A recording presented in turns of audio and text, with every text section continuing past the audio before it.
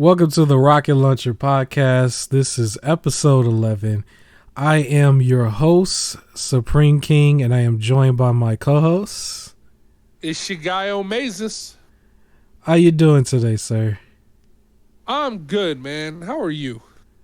I'm doing wonderful. I am blessed and highly favored. Yes. Hey, yes. And so I got your multiverse footage on the screen again. So this is new footage from you technically. So have you still been playing since the last time you handed me some footage? And if so, like, how is it? Yeah. So the footage that you got was me going solo against some bots, and then this is me and my bro doing the 2-on-2 with some bots. But ever since then, I've been playing against real people. It's fun. They nerfed Superman and Taz, which were my two mains. They nerfed them. I will say, for those that want to jump into it, keep in mind it is a relative grind to like purchase characters, but every so often they make a new rotation of characters like free to just use. But then those switch and everything, so you do get time to get used to different characters. So you only have to commit to buying like certain ones. And by buying, I mean using in-game currency. You could use your extra money, but I don't. But yeah, the game is good. It's good. Yo, how do you nerf Superman? Like, how do you nerf Superman? They shouldn't. The public always wants to, but there should be no way to nerf safe. Superman. Superman's supposed to be OP. Like, that's the whole So point. in fact, the move that I just did where you like hop in the air, that move gets interrupted now. Like before, it used to kind of like hit automatically. And now it's like if I try to jump in the air and they like punch me, it just cancels the move. Oh, he got some Falcon Punch action going on, from what I can see. He does. Yep. Then we got the basketball, the smash ball. Yeah, LeBron. Almost. If you know how to use LeBron's good. Yeah, I still haven't gotten a chance to play it yet. I've been busy a little bit, but I am going to download it. This is you're on the PS5 on this, right? You're not on the PC? Yes. I wonder if there's some PC mods. I wonder if there are people who would do it. Like, just reskin people or something, recolor. It's funny because we mentioned before, I would like to say this again, like, the Nickelodeon one, I forgot the name, All Stars, I think. It's literally $15. Yeah, it's $15 on PlayStation 4 and I think $20 on Xbox One right now. And I'm pretty sure you can play them on the next gen systems. I don't know if it's like a fee or anything. I played it on the next gen. Yeah, and it's like it really just died. Like, it was before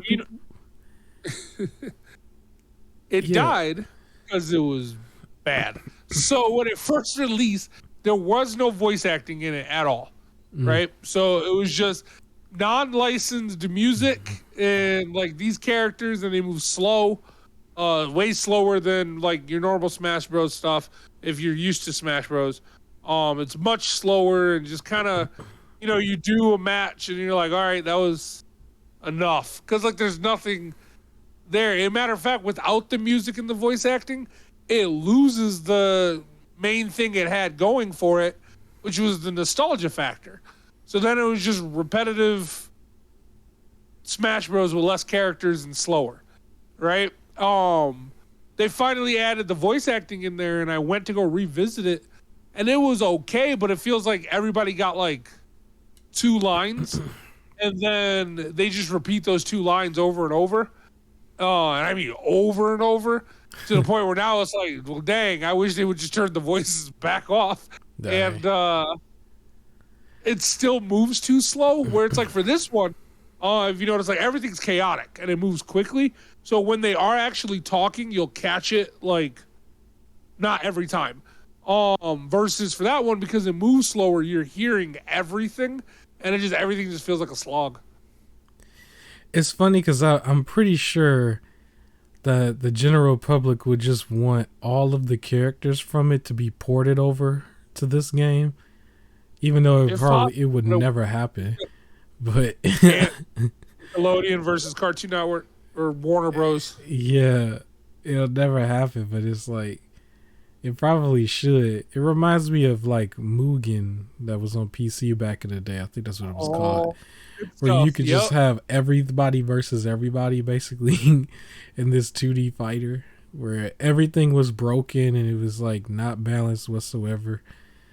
No, it sure wasn't, but it was fun. Yeah, you could just download whoever or whatever. I used to see footage where it was just like 1,000 people on the screen. Like you had to try to figure out who the character was, where they were. Some people had nice versions of it, and some people just had this endless amount of them where it was just crazy. It was just crazy. But yeah, it's unfortunate that game died because it's crazy for me because it was still a game that I considered playing, but wasn't going to pay for it yet because I knew they were still going to have it where there was going to be characters that was going to be released little by little. But I didn't expect it to die before they got to that point. It reminds me of like Marvel Avengers, but this is a little bit worse because they probably had a really long map for it. Like, yeah, we're going to do all this stuff. It was hype for like 2 seconds. It was like 1 week of hype. And it just died out. And I don't even know what killed it. I don't know what killed it. It just boringness. I got bored. Look, for me personally, I played it. I did 2 matches. The first time it was like, all right, like I don't care about this anymore. Like I got really bored. And then when I revisited it, I played with Danny Phantom. And it was cool for the 1 match. And then I just went, okay, there's like I don't know what it is. Like it's not even like another people sort of thing. Cause like I can sit there and just play Smash Bros. And everything. It just felt boring and just slow and just yeah, dude, it just wasn't. They could have done a lot better with it. I would still want to play it if they come out with like this is the definitive version. It has all the people in it.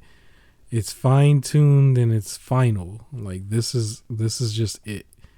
I would want to get that version. Plan. I don't think the plan was supposed to be there's a final. I think the plan was supposed to be we're going to constantly keep releasing people. Yeah, ongoing forever.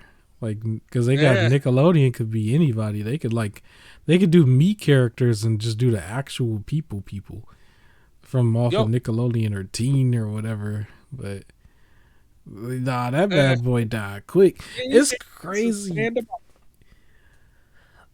It's just, to me, the companies really work hard for years to get our attention on something, and we would eat it up in like a matter of months, you know. But that one was like 1 month. Like that one didn't take long at all. It seemed like it was less than a month. It seemed like it was 3 weeks. You know, I don't know, but yeah, I guess it's gone. But I guess the real main topic that wasn't supposed to be the first topic. I just thought about it. Oh, well, you know what? Since it was the first topic, real quick, I guess we can mention it because it's going to be short. That so they just dropped. They're out of the beta, and they just dropped officially season 1. So every season I think is when they start switching around characters, and they're going to be adding characters. And Black Adam, and then Stripe from the Gremlins are going to be added to the game. And I know also they plan on releasing Rick and Morty. And they already got LeBron, as you can see in the game. So they do plan on adding some more characters. What I did think was weird, though, is to drop, like LeBron was added during the beta, and then Rick and Morty was announced. And then they're like, all right, guys, season 1 is a go. But then they didn't release any of the new announced characters. And I feel like save the announced characters for when you announce the new season. Like, it's really weird to like announce a season and be like, sometime in the middle we're going to release these characters. Yeah, I'm pretty sure Black Adam is going to be when the movie is like officially out. Oh, they yeah, do it at the same time. That'll Everyone's be interesting. Gonna be doing Black Adam versus Superman. Yep. And Warner Bros. Doesn't want to give it to us. Really? Everybody wanted Dwayne Johnson versus Henry Cavill, but no. They just want to hate on stuff. So We'll just do this in the game. You do it in the game. You do it every day until your fingers like are all blistered up, I guess. Yeah. That'll be interesting. Like, this game is going to have some longevity. I think it's really going to last. Oh, yeah. It might last a few years. I don't think it's ever going to go past Smash, but yeah. Oh, no. It won't. But what helps this game, to be honest, is the fact that they're doing the live service model, but the game was free. Yeah. And because they rotate characters, you never really, unless you're like, I want these 5 characters always unlocked, you never really, like, at least for now, I've never really felt like I had to put money in to this game, and I have. Versus for Nickelodeon, they were going to be doing the live service model, and you still had to buy the game to begin with. So you're like buying the game, and then you always got to put in more money for stuff. Now, because of PlayStation Plus, I was able to just play it, so I didn't have to buy it. But like, I don't think I'd have been happy if I did buy it. Oh, you know what? I didn't even think of that. That was on PlayStation Plus, wasn't it? Yes. I'm so silly. I'm sitting over talking about it. It's only $15. I didn't even realize you could just play it. I forgot all about it, bro. You could if you picked it up on PlayStation Plus. Now you got to buy it. I think I did. I always claim everything. Yeah. But that's crazy. I forgot that fact. And you know what's funny? I probably reported on it here too. I probably reported. But that's funny because, dang, that game really is irrelevant for me to think I still need to pay for it, and I might actually still have it. That's bad. That tells you everything you need to know about Nickelodeon All-Star Battle. That's bad, bro. That's bad. But since we want to talk about verses and stuff real quick, I think we could move this up, and we could talk about real quick your game that you don't want to recommend, which is Rumbleverse. So I mentioned as part of Epic Games that were going to be released, like Rumbleverse's like battle pack. It was a pack that they were releasing for the game, and I think the game is still free to play, but they was going to give you a little pack for free, and you still have until the 25th as of this recording. Which is still going to be a few days depending on whenever you listen to this, whoever's out there. But as a game, you saying you don't recommend this. And so this might be the first. I don't think we ever just go out and say we don't recommend anything. But why don't you recommend Rumbleverse? Go ahead and let us know. All right. So I love Epic, but this one was a miss for me. So I tried it out when it first released. Right. Okay. And you know what? I think if you're a Fortnite fan, maybe you'll like this a bit more. But basically, the game is cartoony like Fortnite, right? And everybody's like chunky, essentially, in the game. And it's all melee. So you're running around and doing like generic wrestling moves, like flying elbow drops and suplexes and things like that, like clotheslines. That's the game. But then it still has like the shrinking map. You gotta like, there's like 100 people in a game and you fight people and then it counts down and you're trying to be number 1, right? So your normal Fortnite mechanics. But it's Fortnite with just pure melee. The thing that got annoying, so when I hopped into the game, it had the like loading part and then we were into the game. It ran up and I punched the person and he punched me back. And then I punched him and then he punched me back. And then the second person ran up and punched me. And then the guy I was originally punching also punched me. And I was just dead and that was it. I was just like, oh. Okay, like, I don't know, like it felt, I don't understand how they determined how many punches was the minimum amount of punches you need for someone to be dead, and then that was it, and now I would have to sit there and try and load into a whole other game. So I was like, ugh, like, I already am not a big Battle Royale I'm not a real big Battle Royale fan, so I was just like, ugh, okay, left it, and then I went to try it again the next day, and there were server issues, and I couldn't log in. Like, I tried 5 times in a row, and it was just like login error. And I was like, well, there goes that. Like, I really don't want to play this. So I deleted it. Maybe I'll try and give it one more try. Maybe. But, like, it's just, I did not find that fun at all. Like, at all. Now what system were you on? Fortnite person. PS5. The PS5? Yep, I was on the PlayStation, and it does seem like it's like a more Fortnite style sort of thing. So because I'm not super into it, which I don't know, real quick, have you seen the Dragon Ball Z gameplay for Fortnite? I have. I remember just kind of being confused because at first I thought it was somebody's little crazy mod. Then I was like, ain't that kind of broken? Because he can, or they can kind of float on a little, I forgot what you call it, but Nimbus. Yeah, you could float on it, and then they're doing like the beams that are like. So the Nimbus thing is like similar to the kite or the parachute that you get. Like basically, most players get a parachute and they get Nimbus. They do get to float around a little bit more, but it doesn't. That part doesn't necessarily break it. It's not like you can use that to just get away. But there's that, and then they have the guns, and then they were using Kamehameha waves, which I think you have to pick up a thing like in the map. You can't just like bust out a Kamehameha. You have to go find something that allows you to do it. And honestly, it's relatively easy to dodge if you know it's coming, because it's kind of silent. But if you could turn your direction to see the beam of light coming from you for you before it gets blasted, you could just book it and start running, and you're good. You're not going to get hit because it's a straight beam. But if you're not paying attention and that boy hits you, it's like auto dead. Yeah. It was looking wild, but it was okay, Fortnite, but it was looking real wild. But Fortnite is a beast. Fortnite it ain't going nowhere. Yeah. It is. And the rubble, like, I want to give it a second chance again because I'm not into super like the battle royal stuff, but this one seems like it should be a little bit easier.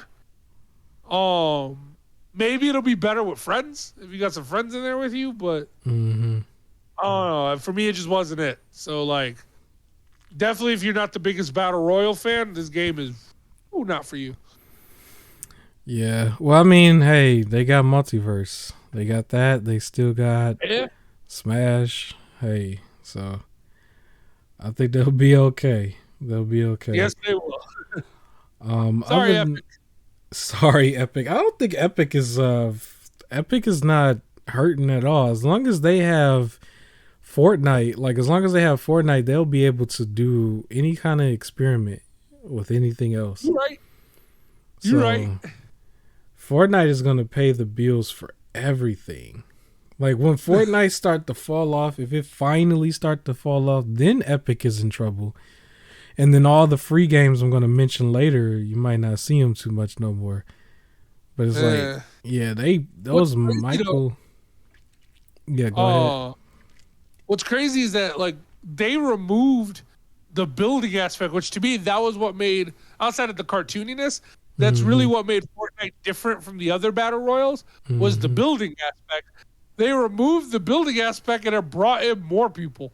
So I was Fortnite going away anytime. Yeah, and every time there's another character from wherever, like they make it their business to bring them in. Like, I wouldn't be surprised if Black Adam goes there. Like, if it hasn't already, I ain't been paying attention, but like, he might be. Like, I don't know, because they make some money off of those, off of those skins. Like, so many of them. I've heard of people who spent thousands. It's like, yo, I don't spend thousands on the regular stuff, collector's editions or statues, but they spending thousands on this one game. So The Rock was hinting at it might be in there, so expect it to release when the movie drops in October. Yeah, I think they're gonna do a bunch of Black Adam stuff all around. I think I have to watch a few films in order to catch up to that on DC side, but you don't. Oh, I don't. I think it's relatively standalone. Like you should, because I'm a DC fanboy, so I'm always gonna say, just watch them. Maybe you need to watch Shazam, but he's been hinting that they're not gonna be related. Okay. Outside of Shazam, I don't think it's related to anything else. It's like its own standalone. But by all means, feel free to watch them. Well, yeah, I still gotta watch the ones that was bad too, like the one that was the Wonder Woman film, and Birds of Prey, and like I'm behind on a lot. I'm behind on MCU as well. I was just like, you know what, Endgame, that's it. It was the end. That's the end game. Even though I saw the other Spider-Man, I didn't see the last one, but Far From Home I saw. That's that was more like home, an right? epilogue. Yeah. No Way Home, Far From Home, and Homecoming were the three. Yeah, it was spoiled like almost immediately. No Way Home. Yeah, but No Way Home was like an epilogue, so it's fine. Yeah, it's still connected. Yeah, I've seen people spoil future things. Like apparently when they do the next Avengers films, it's like it's supposed to feature spoilers as well. Let's put it that way. But yeah, so yeah, I gotta catch up. But other than that, I guess we could talk about one of the quote unquote main event topics. Because I don't feel like this is main event, but I guess the rest of YouTube does. But we could speak on it briefly. Right. So Death Stranding is now a part of GamePass. There is a trailer. I did see the trailer for it under the Xbox channel, but it's only the PC version that's going to Game Pass. I don't think they're making an actual console version of it for Game Pass, but this might be one of the times where the PC version of Game Pass has something that stands out a little bit more, because almost all the perks of Game Pass have usually been on the console side. But yeah, I get what you're saying. I was confused. I thought you were saying that like on the Xbox they could play the PC version. I'm like, there's a difference, but no, you're saying that the PC Game Pass gets it, not the Xbox Game Pass. No, if you have Ultimate, then if you have both systems, then you'll still just be able to play on the PC. And then you probably might be able to play it through xCloud, like on your phone or tablet or something. Like the way they've been doing with xCloud. I don't know if it's in xCloud yet, but it's a part of it's the news is just basically it's another PlayStation exclusive that went to PC. It was one of the earliest ones, but this one went a little bit further because not only did it go to PC, but it somehow ended up on Xbox, which is supposed to be the competitor. But the way I look at it is just Kojima to me is basically what CM Punk is right now in wrestling for anybody who's been watching wrestling. Like I've seen, not complaining, but just kind of what they say. They said he was going into business for himself. I think that's what they were saying. Yeah, because he called out what's his name. But yeah, I don't know. I think actually no, Kojima behind the scenes was complaining because I remember his buddy Jeff Keighley was like basically going to back for him on his own award show. If you go back and look at the 2019 award show, I believe, or I think it was that one or the year before. It was like really weird too, because he was saying all this stuff like Kojima deserves better and blah blah blah blah blah. It was just like whatever was going on behind the scenes with him and Konami or whatever, and maybe PlayStation. I don't know. Death Stranding was like in the middle of it. I think Death Stranding was a game they wanted to be a little bit more action oriented, and I guess maybe more like the Metal Gear series. But he just had his own mind of what he wanted to do with that. He still had a working relationship with the Walking Dead dude, because they were going to be in like that Silent Hill game that ended up getting canceled through I think it was PT, playable teaser, that came out, and then that was taken off. So if you don't have that installed, you won't be able to have that ever again. On the PS4, I think even like the PS5 had an update where you couldn't even like put it on the PS5 anymore. Like the first version of the PS5's OS is the only version that can work it, technically. So yeah, I don't know, but I think in the long run, Death Stranding just being on PC is still a win. It being in the service is only just for like the console war back and forth thing. I don't think that's too much of a big deal really overall. It being on PC just means that like way later on down the line, like for example, how old something like Star Wars The Force Unleashed is.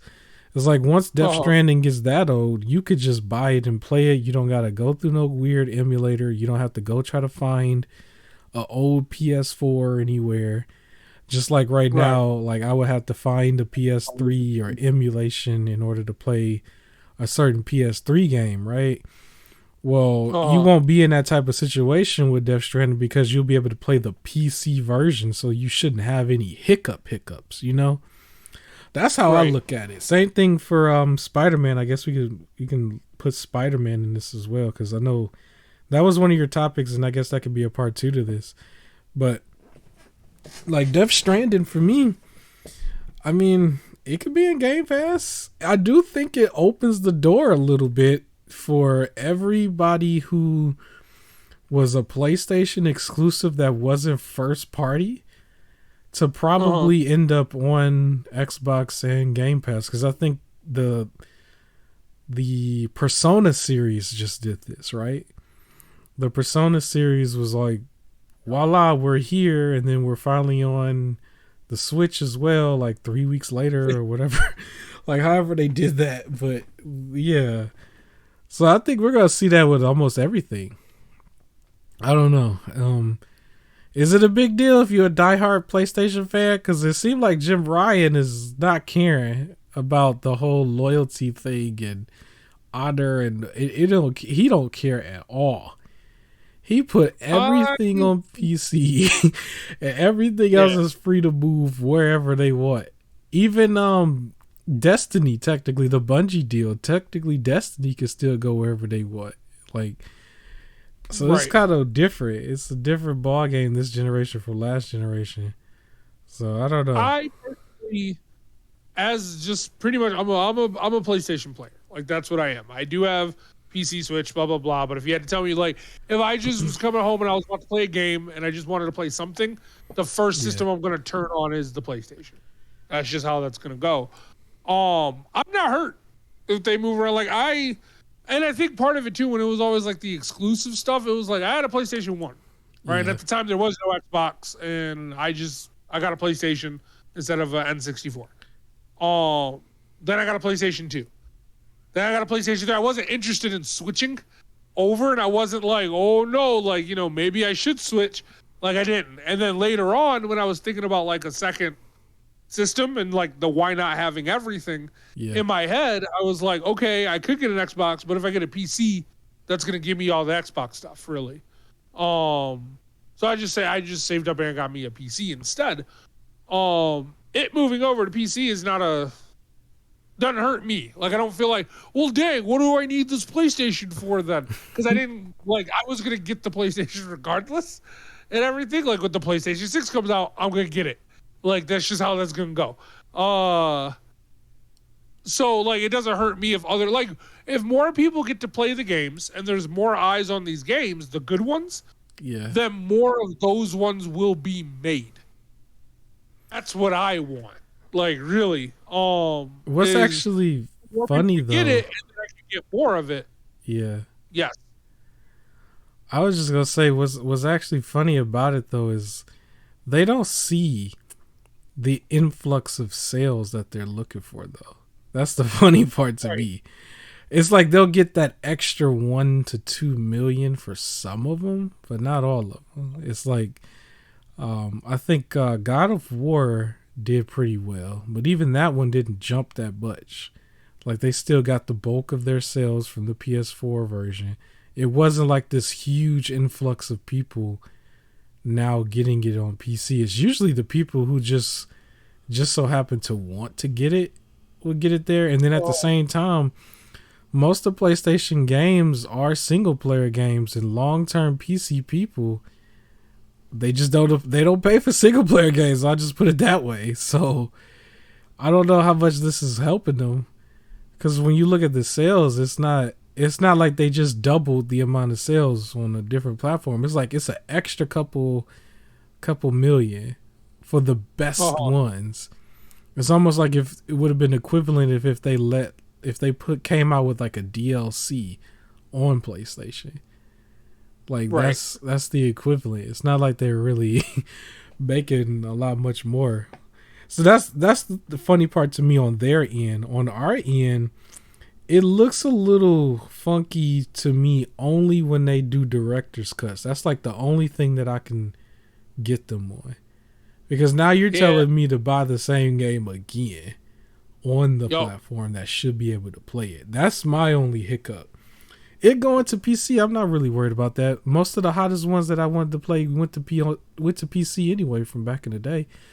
Because back in the day, there was, Grand Theft Auto was the game at one point.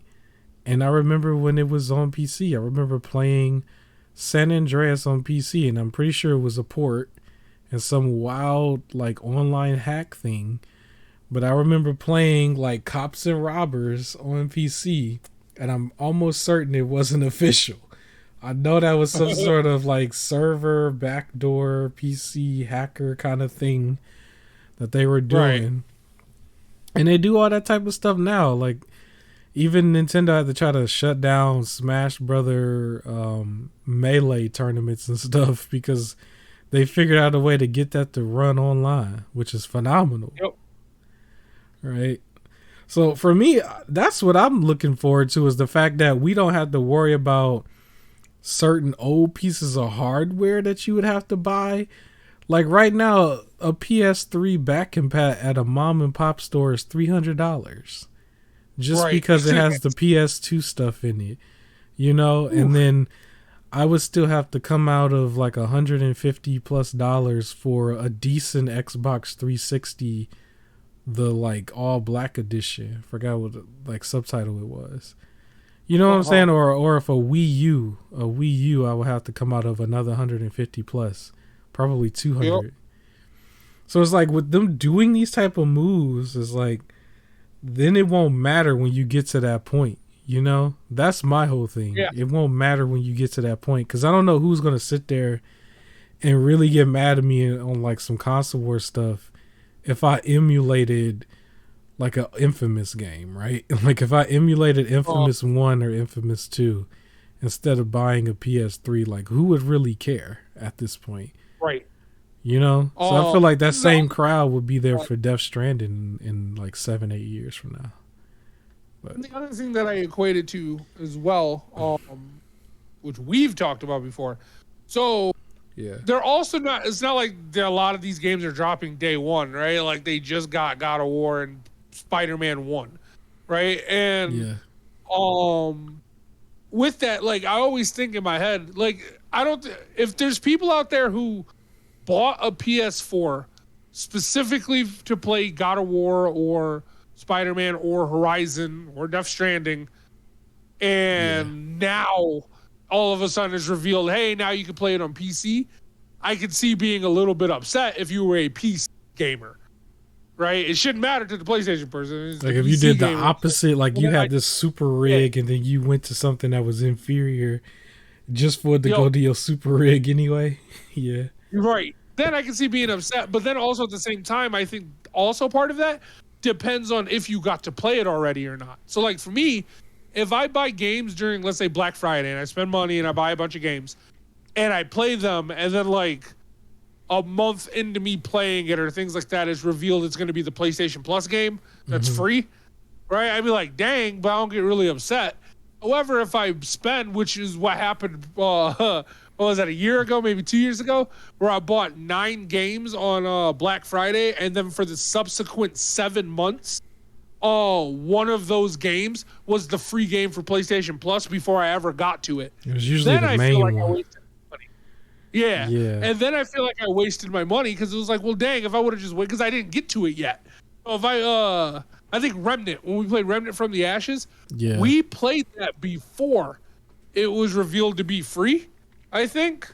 Like we started on that one before. So I wasn't hurt that it was revealed to be free because like basically I paid for like, I don't know, an earlier access to it.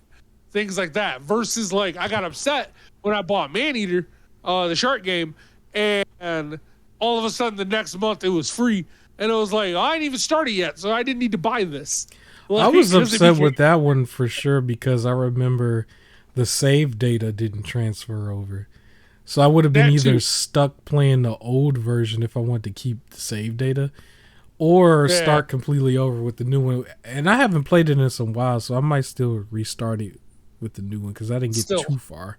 I wonder if they fixed that because like Tony Hawk Pro Skater 1 and 2, because that just got put on the PS5, and they have a PS5 version, and they made a way where if you open up the PS4 version, which you can do on the PS5, but you just download the PS4 version, you open that up, and under the options menu, you can upload your save data to the next one, and then when you open up the PS5 one, it reads your like gamer tag and then puts that save data on there, so you can take off where you left off, and then you can delete the PS4 version.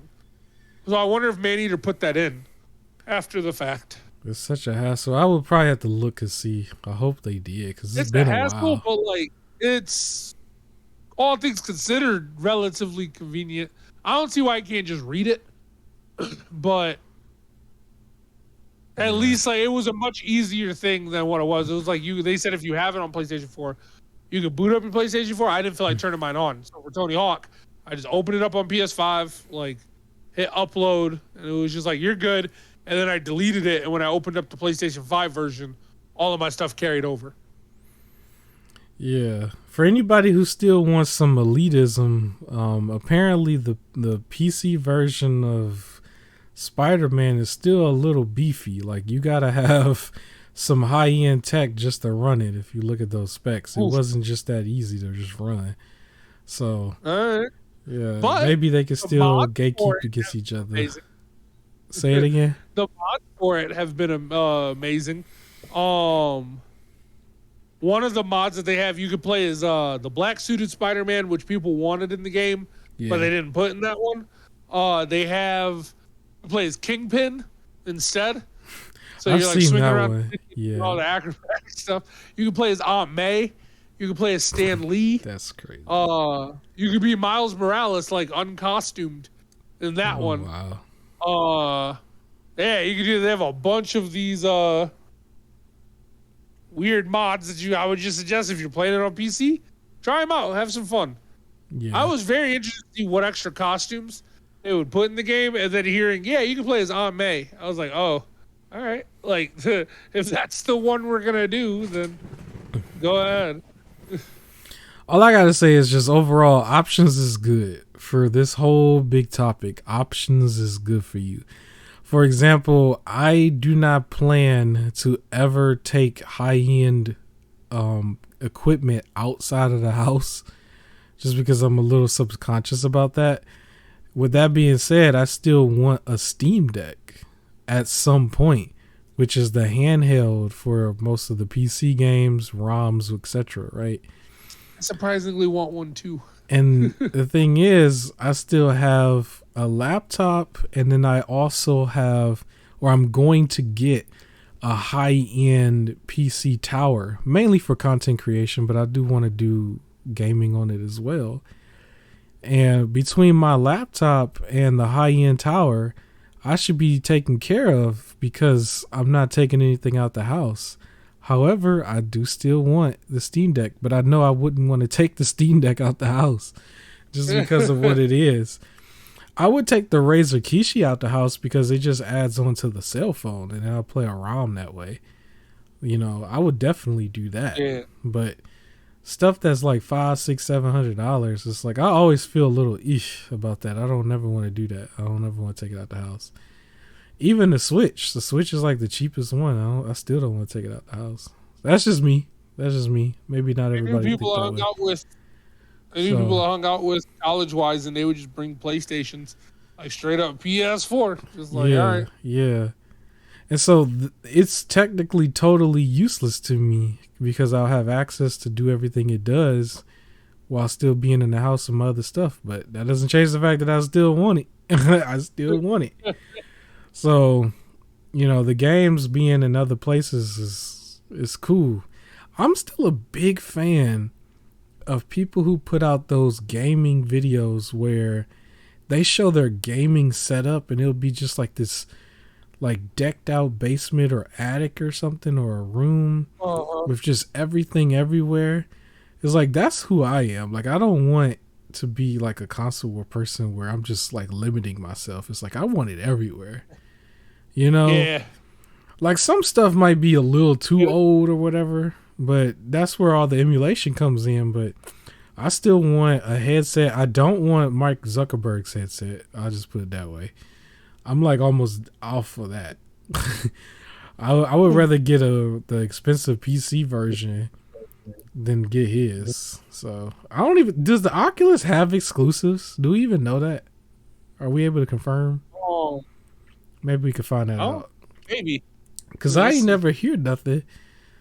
So I'm like, if the PlayStation 1 can play it, or if the PC 1 drops down to a certain price, one of them, I will go to that. I'm not trying to touch anything Facebook wise, but or Meta or whatever. It does have a few exclusives.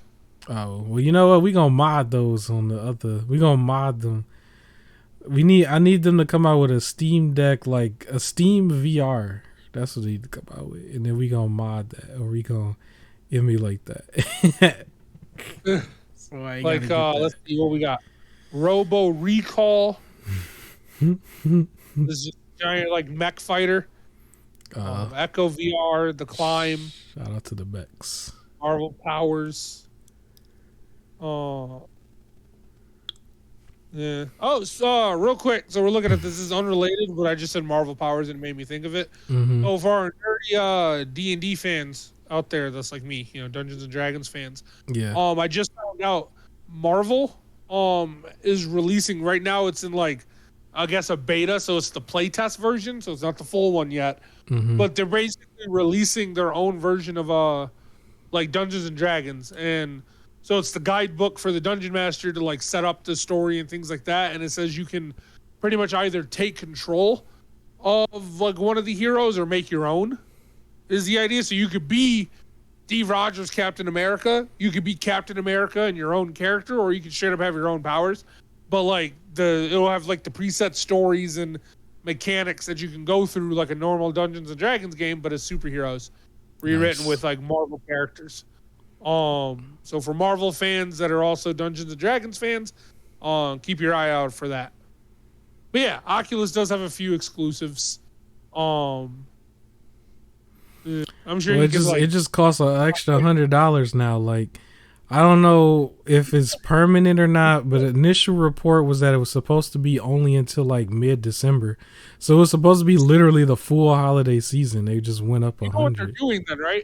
You know what they're doing then, right? If it's going to be till mid-December, and then in December they're going to be like, "Hey guys, you can get the Oculus for $100 off," and try and trick the people who don't realize that's the normal price now. Yes. That are upscaling to take it back off just to trick people. That's exactly what they're doing. Trash. Yeah, so That's so much for that. It would be the literal last thing. If I was to even go to it, it would be the last thing I get, and I would still have to get it used. I would have to. I would get the analog pocket before it. I would get like all types of like devices, them fake devices. I would get everything before I would get that. It would be the last thing. I would have to run out of stuff. Like literally, I would have to run out of, and I'm talking across the board. It ain't just video games. It would be, I'll have to run out of stuff like in anything else, any other fandom. Like, I am so against that. But we'll move forward. Yeah. I think you said everything you want to say about Spider-Man 2, right? Yeah. So, I guess real quick, we can go through the small list of stuff, and then we'll go to a bigger one. But, so Stray beat GTA in July sales. Is this what I'm hearing? Proving to be Game of the Year. Oh my gosh. Stray was the most downloaded game in the US and Canada for both PS4 and PS5. And it was the second most downloaded in Europe on the PS5 behind F1 22 and third most on the PS4 behind both Minecraft and F1 22. Grand Theft Auto 5 was the second most downloaded on PS5 and that is third insane. place on PS4. So Stray beat it.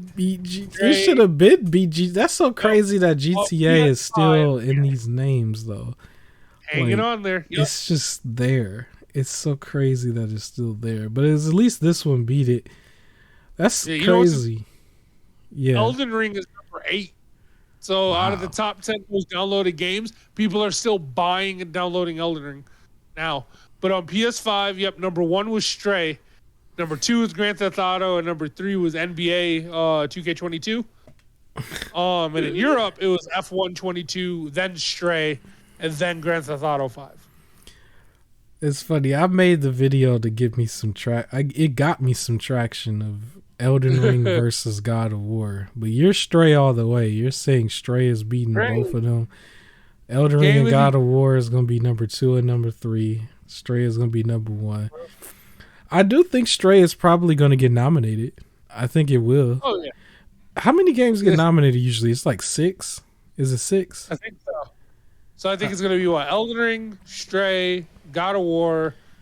You might could throw Horizon. Maybe Horizon, that'll be number 4. There's a fan base out there that's sick of being not mentioned, so Pokemon Legends Arceus might be Pokemon Legends Arceus. That might be it. That's all of them. I'm a fan. I am holding out for Callisto Protocol. Callisto Protocol might be a surprise hit on there. Well, not surprise to me, but like surprise, I guess, for some people hit. Could you add multiverses on there, even though it's free to play and ongoing? Maybe. It still is this first year of. It might have its own category. It might have a category of like a free to play category. Okay. It'll be in a free to play category, and then it'll lose to Fortnite. Okay. You know what? 6th game, Saints Row. Oh man, I don't know. Maybe we'll see.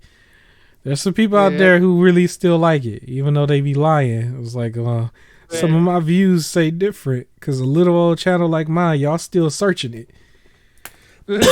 Y'all still searching it. For a tiny channel like mine, what business y'all got looking at my little channel to see Saints Row? Y'all do not need to be looking at that if y'all didn't care. Some of y'all care. I don't know. But here's the thing though, like when you running around in Saints Row as if it was GTA, you could still make your masculine, over manly, He-Man looking character and run around and do GTA type stuff. And ignore the story. You can still do that. I think I figured out what the 6th game is going to be. What's the 6th game? And it ties into what we can have as the next story is another quick one. All right. Squirrel with a gun. That's going to be the 6th game. Squirrel with a gun. So for those that don't know, there's a game out there called Squirrel with a Gun. Can you guess what it's about? A squirrel with a gun? You got it. It's a squirrel. And it's robbing people, apparently. So it's almost like it's a cross between like the Untitled Goose Game and Goat Simulator for sure. Yeah. But then the creator behind it said he was inspired by the Yakuza series and Shadow of the Colossus. That sounds so odd. Those four. So the mechanics is just wild, and you're just a squirrel and you got a gun and you're like robbing people and doing stuff. But it seems like there was a part I was watching in the trailer where you were also fighting like Yakuza members. And I think because you're so small and they're huge, that's where the Shadow of Colossus thing comes in, and has this like Untitled Goose Game platforming elements with like Goat Simulator physics. Now that might be a cool like a service game, PS Plus or GamePass. Like I would look forward to it that way. I don't know how much money I would give this. It seemed like a meme game. I don't know how long it would be. Yeah, but I remember seeing the trailer and thinking that was ridiculous. I almost was going to make a full video just to laugh at the ridiculousness of it, like maybe a reaction or something. But yeah, that was an interesting thing to see. So we getting some interesting simulators. Maybe they'll do it where it's like, okay, it's technically a simulator, but it's not, because you could do all these other things too. And you might start seeing that across the board. But yeah, the squirrel one, he was doing these like finishers, tricked out like finishers with the gun and stuff, and I'm like, all right. Yep. You can also use the gun to like fly into the air. So like you shoot at the ground and it like flies you up in the air. And my bad, they weren't Yakuza members, they were agents that were chasing them. So it was like government agents. Nice. But it doesn't have a release date yet. But I love its tagline. Ready for this? What's the tagline? It is not easy, but it's fun to be a squirrel with a gun. Okay. Tell that to the squirrels that just be getting hit by cars just because. Like, Dang. It's like, oh, I'm 95% across the road. Better turn around. Like, okay, all right, turn around there. You almost there, but you forgot something. So turn around without looking or nothing. You just dart right back. Man, I remember seeing a squirrel get hit. It was so messed up. Like it was in a parking lot of a bank. You know how you go in line to like go to the ATM. This person hit a squirrel, and it was almost like wrestling. Like the squirrel kind of oversold it. Like he kind of like flipped back a little bit and rolled over a little bit. Oversold. It oversold it. It got hit. It was like a spear or something. Like it oversold it. And like the line was still like, it was still a little bit of an open area. So everybody in line saw this person hit the squirrel basically. And so the person just left. Like they didn't even stay in the line. They was like pulling in the line, and then they just kind of just kept going and moved out and lived somewhere else. I'm like, yeah, they probably was guilty. Like they just left. And then the squirrel just kind of like died right there. It was kind of jarring to see. Oh, yeah. That's so sad. It's sad, but it's like the way he hit him, it was like he really oversold it. Like he could have been like Dolph Ziggler or something. Like Dolph Ziggler's squirrel. He just sold it. Well, now he sold it like Shawn Michaels in the match with like Hulk Hogan. That's how he sold it. Oh. Or maybe he didn't sell it. Maybe it was its revenge. Yeah. Use this gun. If you're interested in a squirrel with a gun, which is about a squirrel with a gun, have at it. All right. Well, real quick, you want to talk about EA and their good deeds? Yeah. So EA did one thing nice, but I think it was shrouded by like not nice. So basically, in India, the FIFA 23 was uploaded, but like they had the wrong price on there, and they accidentally only had it for, I think it said like 48 rupees or something like that. It amounted to like 6 cents. Wow. Like US dollars. So it was on there for 6 cents. So a bunch of people just bought it quickly because they're like, yo, cheap. And EA saw it and was like, you know what? We're not going to be like, oh, this is an error. Give us the rest of our money. You go ahead. Now, here's the reason why. And I'm pretty sure this is the reason why. That game is predatory in terms of like microtransactions, right? Yeah. And everywhere like keeps buying all these microtransactions for FIFA and Madden. I don't get why people are still doing that, but they are. So they pay for them. So EA's like, no, go ahead and have the game. Matter of fact, now probably more people are going to grab it quickly because it was on like that super sale, and we'll just get our money back through the microtransactions. That's all. That's what they're going to do. They're just going to be extra predatory with those. So you're just not going to give them no credit. They're going to probably put some commercials in there somehow, I guess. What has EA done to this point that would get me to give them some credit? Like they have done nothing. Matter of fact, the closest thing they did was release a solid single player game in Star Wars. And then later said like single player games are trash basically in their tweet. So and then to take that back, done nothing. Shout out to the next one, Jedi Fallen. What is the next one? Jedi something Survivor. Yeah, the Jedi. The sequel. Something Night. It's the sequel to it. So Jedi Survivor. They're gonna get the next one. You gonna get the next one. I'm gonna get the next one. I don't know when that. What is that like close to being finished, or is it like just in development? Probably in development, I would imagine.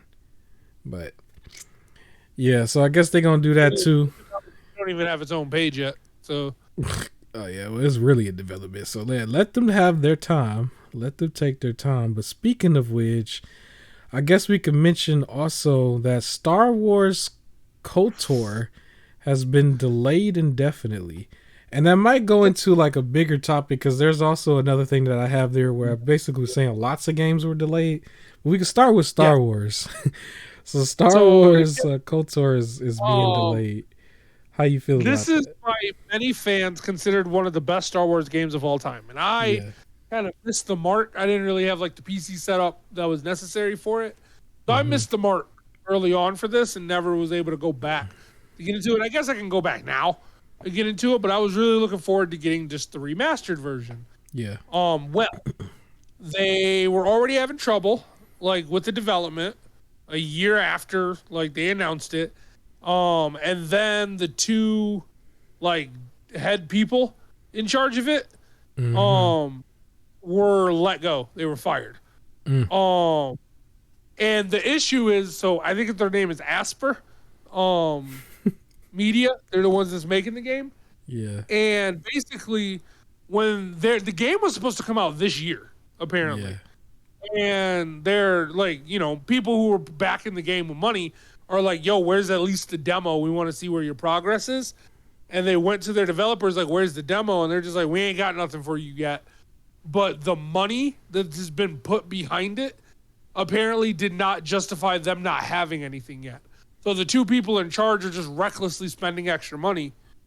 I'm not accusing saying that they're spending it on things outside of the game, but basically saying that the money that was given does not match up with the progress that the game is at so far. They was having pizza parties. They was having pizza parties at work. Basically. Pizza parties and Chinese food, baby. Yes. So because of that, they fired those two people. They're like, the game's not ready.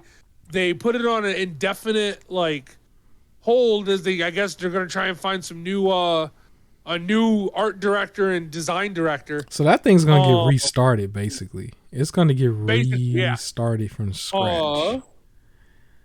Yeah, so the other issue, too, is... Well, I mean, so EA had lost the... Like, their thing is going to expire. Their hold on Star Wars expires in 2023, and that's why all these other companies are, like, jumping on stuff with like Quantic Dream and etc. But yeah, this game's gonna be held back. I heard that like now their new projection is it might be like 2025 earliest if it's still gonna come out and they don't just scrap it. Yeah, here's my whole thing on it. They should have never shown a trailer and told the public if you didn't have something you were secure with. That should have just never came out to the public because it could have been, this wouldn't have been a situation at all if we just didn't know about it. Like, how do you have a game where you put out a trailer like that and the trailer was making it look all dark and making it look like way different than just a regular Star Wars game and just setting a certain expectation and then you just didn't even have it? Like, how... Or how is it so bad that they just fire you? That was a thing because I think this story is slightly older because I heard somebody else talk about it too. It was just like, yo, they fired you. They didn't just delay it outright. Like, they fired you, though. Like, didn't nobody fire the Cyberpunk dude? He went out there and did his I'm sorry. But from the best of my knowledge, he's still there. You know what I'm saying? Even with the crazy stuff happening with Activision, Bobby Kotick right now is still there. But it's like, this dude, like, are these two people or these couple of people, like, they fired you on the spot. That means the Star Wars franchise was like, no. Maybe it was too dark or something. They were just like, you up out of here. Like, well, no, it's not even that. It's just the fact that he was like, here's all this money to produce at least a demo so we can see where it's at. And when they got there, they're like, yeah, we ain't got it. Like that's basically what it is. Like, imagine if you're like an investor and let's say, I don't know, the easier thing is you're investing for a car, right, to be designed. like a new car design, and you give them all this money and you say, okay, in 6 months, I want you to at least have it drawn, right? Like, give me a drawn spec of like what you guys plan to do. And they're like, we got you. So you give them all of this money, and then 6 months later, they're like, all right, let's be honest, we ain't even get the paper yet to like draw it. That's basically what this sounds like. And it's just like, well, what'd you do with all the money? Stuff. Pizza parties. Yeah. Like, this is what they say. So it's just like, well, nah, you were clearly messing around with the money. You're up out of here. And now you have to like hire people that you could trust to do this. And like, yeah, that was crazy. It's like, I already don't like it when they announce a game and then it's like, all right, we'll see it in like 3 to 4 years, because then I'm just gonna forget anyways. Yeah. Like, don't get my hype up for something that's gonna potentially get canceled. Like, maybe you have to like I want them to be sure that it is a year away. Yeah. I'd prefer if it was 6. Like, you have to be in 6 months. You could drop it, but you're waiting for a year or whatever. Then you can start showing me the trailer, because then it's like, then I want it. Don't do this, because then this is one of the games I was extra hyped for. Like, this is one of my top 5, and now it's like it's gonna maybe come out in 2025 if not canceled. Yeah. Like, up until I really saw what Callisto Protocol was, which maybe edged its way to like the top 5. Honestly, it was God of War, Spider-Man 2, Hogwarts Legacy. At the time, Gotham Knights and Kotor. Like, those were my Gotham 5. Knights. But Callisto Protocol has jumped his way in there, and then of course, then I found out about Stray, and I really like Stray. But yeah, like, don't tease me with this. This is, to me, too big of a title. Like, I can understand if it's a thing nobody's ever heard of, relatively, and you're trying to build a little bit of hype to like prove to investors people think it's going to be cool. I kind of get it there. But to me, this is something that you could have been like, surprise, guess what's about to be released in a month, and people would have found the money to go get it. So it's like, this is one that they could have waited for. Well, real quick, I just wanted to tell you, I remember we were playing Code Vein together. This is actually where I'm saved at, is the exact spot that we both stopped. But this is like when I went back and made a real character that's like the character I went with the whole game. But like where some of the mechanics. Yeah, so tutorial. Yeah, so this is the very beginning of my gameplay. I'm very different towards the end. I don't know if I'm gonna feature that much gameplay, because I have like 25 plus videos of it. That's all an hour long. Oh, wow. But I don't think I'm going to feature all of it. It might be just like a few of them here and there. If I need something to make a third hour, then I'll feature it. But because I still think our board... Say it again?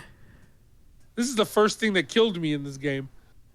Yeah, I kept falling. But I was, very, very green in this part. But like the footage from here is literally like right where I just ran is where the game is, where we keep going, where you didn't get to yet.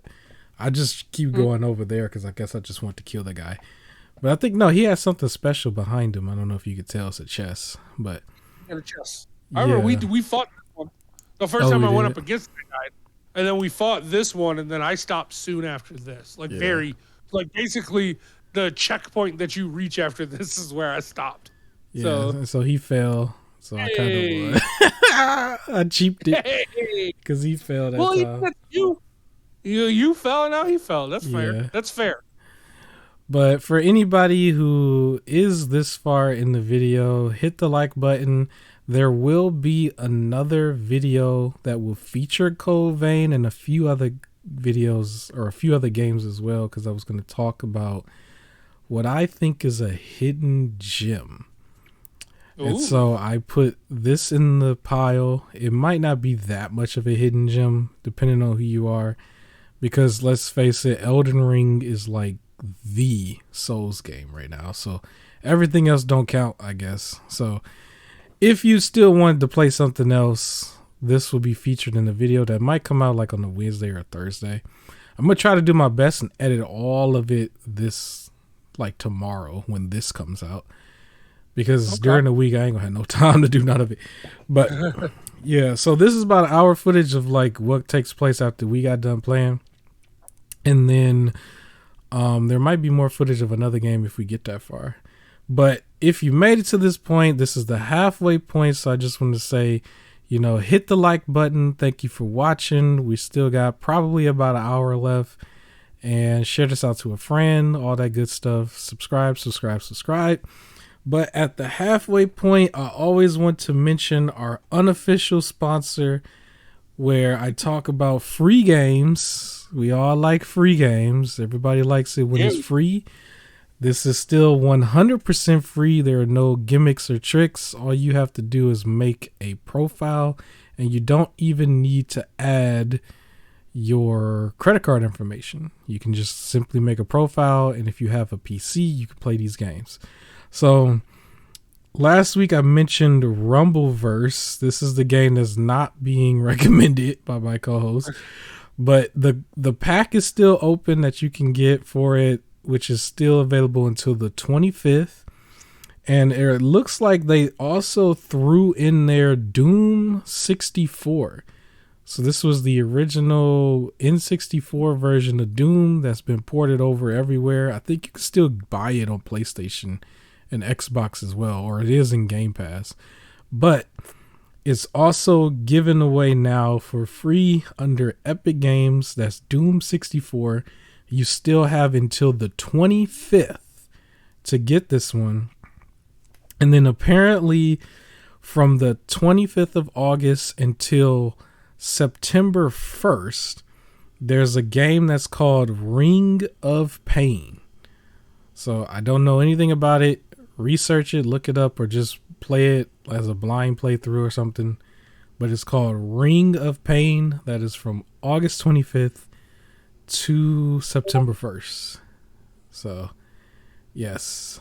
And I don't know. Did you hear that? My Discord just went off. Did you hear that?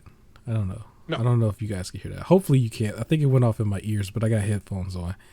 It's from a whole nother Discord, but that's cool. As long as it ain't in our business. So yes, those are the free games that's under the Epic Game Store on PC. Go check them out. I'm pretty sure you can play everything there on the Steam Deck as well if you have a Steam Deck. Now for the second half, I do want to finish up our games talk because I talked about, or I watched the THQ Nordic showcase. You happen to miss it, but we're going to probably get your feedback on some of it next week anyway. But I wanted to talk about it because I saw it and I actually thought I saw a lot of stuff that I would have liked to play, which was just odd because typically I didn't even know that they had this showcase at all. You knew, and you told me. I didn't find out until you told me. He was like, that's your topic, and I'm looking at like a showcase, a gaming showcase, and nobody else talked about it. Everybody else is Death Stranding, this going to Xbox and all of that. Nobody just talked about a show. They mentioned SpongeBob and then South Park, and like I thought the SpongeBob was just like, here's a release thing, but then they were like, THQ also announced this, and I'm like, why are they announcing so much? And it was like, yeah, there was a showcase, and I was like, oh, okay.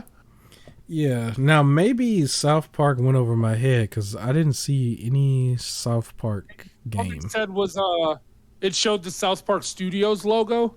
Okay. So there's one in development then. South Park game in development, and then it just moved on.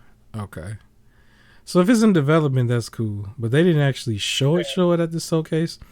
There was like a guy and a girl who had like this, like they did it almost similar to like that other, I forgot what it was called.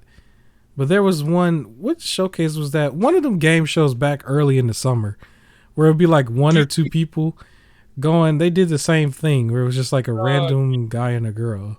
Yeah. The Geek Week stuff that we did? Yeah, probably. That was like 5 or 6 days long or something. So they did that, and then they showed a bunch of different games. And surprisingly for me, like I wrote down a bunch of them, but I had little stars next to the ones that I actually think I'm going to play.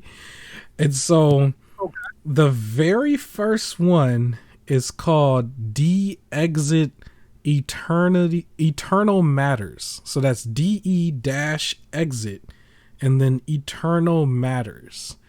This is basically... So is it a JRPG? No, it's actually a platformer where you play this skeleton that's like jumping around and stuff, and it's like it's not really big graphically wise, but it was like one of those games that they just flashed real quick, and so I went and searched and found it and wish listed on Steam.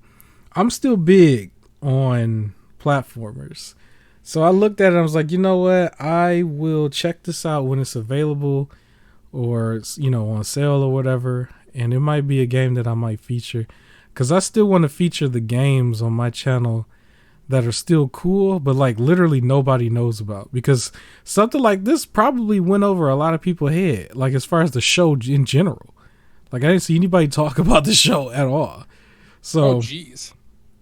Yeah, I mean, like most people who do gaming content, I haven't seen anybody say anything, so all of their content was more drama related. You know how that goes. But yeah, well, that's why we're here. Yeah, my channel, it would make no sense for me. I push some of it. Like some of the, in the title, it's still going to have Death Stranding going to GamePass in one of the topics. So it's almost like you got to do it. If you didn't have to do it, it would literally just say, hey, it's the Rocket Launcher podcast. Hit the like button. Like, I don't know what the title would be. But it is what it is. But people who watch, they already know what they get into. You know what I'm saying? They know what they're getting into. So that was one that I saw that was a platformer. And I said, you know what? I want that. I want it. And I'll play it eventually. I think that might have been the only one that was a platformer. But the next one I have on my list was called Alone in the Dark. And I believe this one has been mentioned before, I guess, but it's a third person, horror shooter. It didn't look bad, but it looks similar to, I'm pretty sure there was a previous version. Maybe this is just a PC port or something, or maybe they remastered it. I don't know, but it's, third person horror shooter. It's not on the level of Callisto Protocol or nothing, not even Resident Evil or the other ones, but it's just third person shooter, you playing a horror game. But it stood out to me, so I just wanted to mention it. So that was also a remake, actually. A remake of it. Pop people excited. Yeah, it gotta be, because I recognize the name. I recognize it for sure. Yeah. I've looked it up plenty of times in the past. So yeah, that was there. Now the other one I know for sure is a remake. They actually called it Reprobe, which is hilarious. But this is Destroy All Humans 2 Reprobed. And so that one is the alien. It's an alien shooter. So if you're familiar with the old school Destroy All Human games, that's there. I put that down as a game. Like some of these games that I didn't star or didn't put a star next to it is like games I would play, I guess, if they made them free or some crazy discount. But that was like one of them that's there. Okay. So yeah, that's there. It didn't look that much better.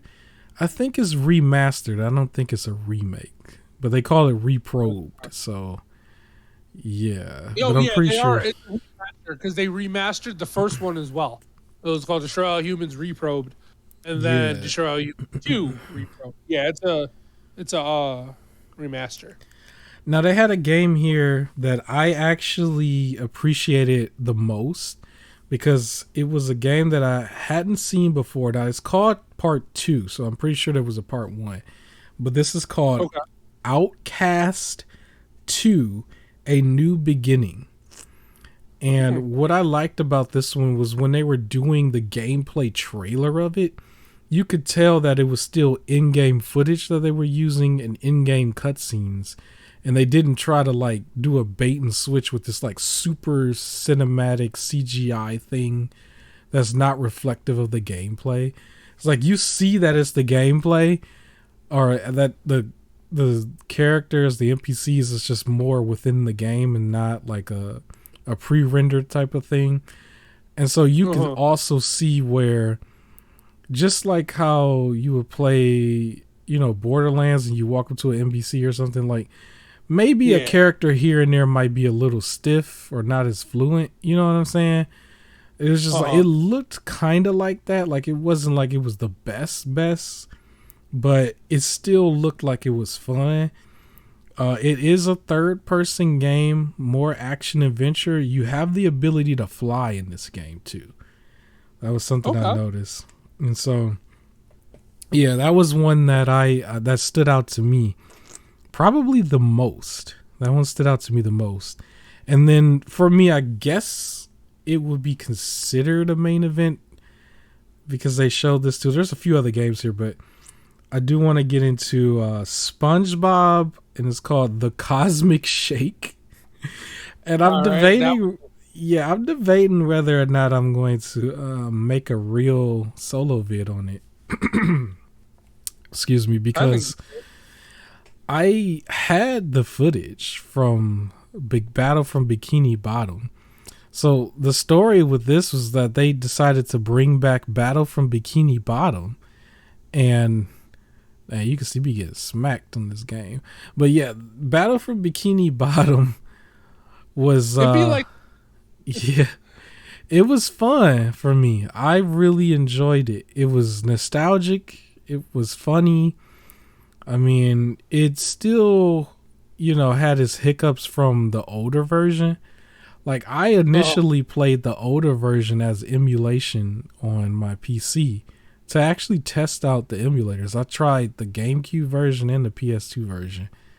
I know I'm like incriminating myself, I guess, but I tried them and I didn't actually finish it. And so when they announced this game as being a PS Plus game, Battle for Bikini Bottom, I went on PS Plus. I played it and I was hooked to it. I don't know why. I was hooked to it for like 3 or 4 days because I usually don't be hooked to stuff like that.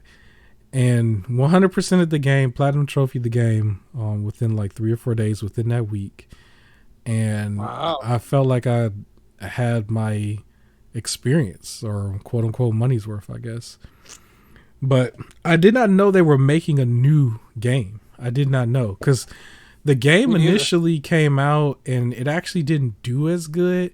And I remember YouTubers sort of like eating it up like it's not that good. And then it actually got rated like a 6 out of 10 almost.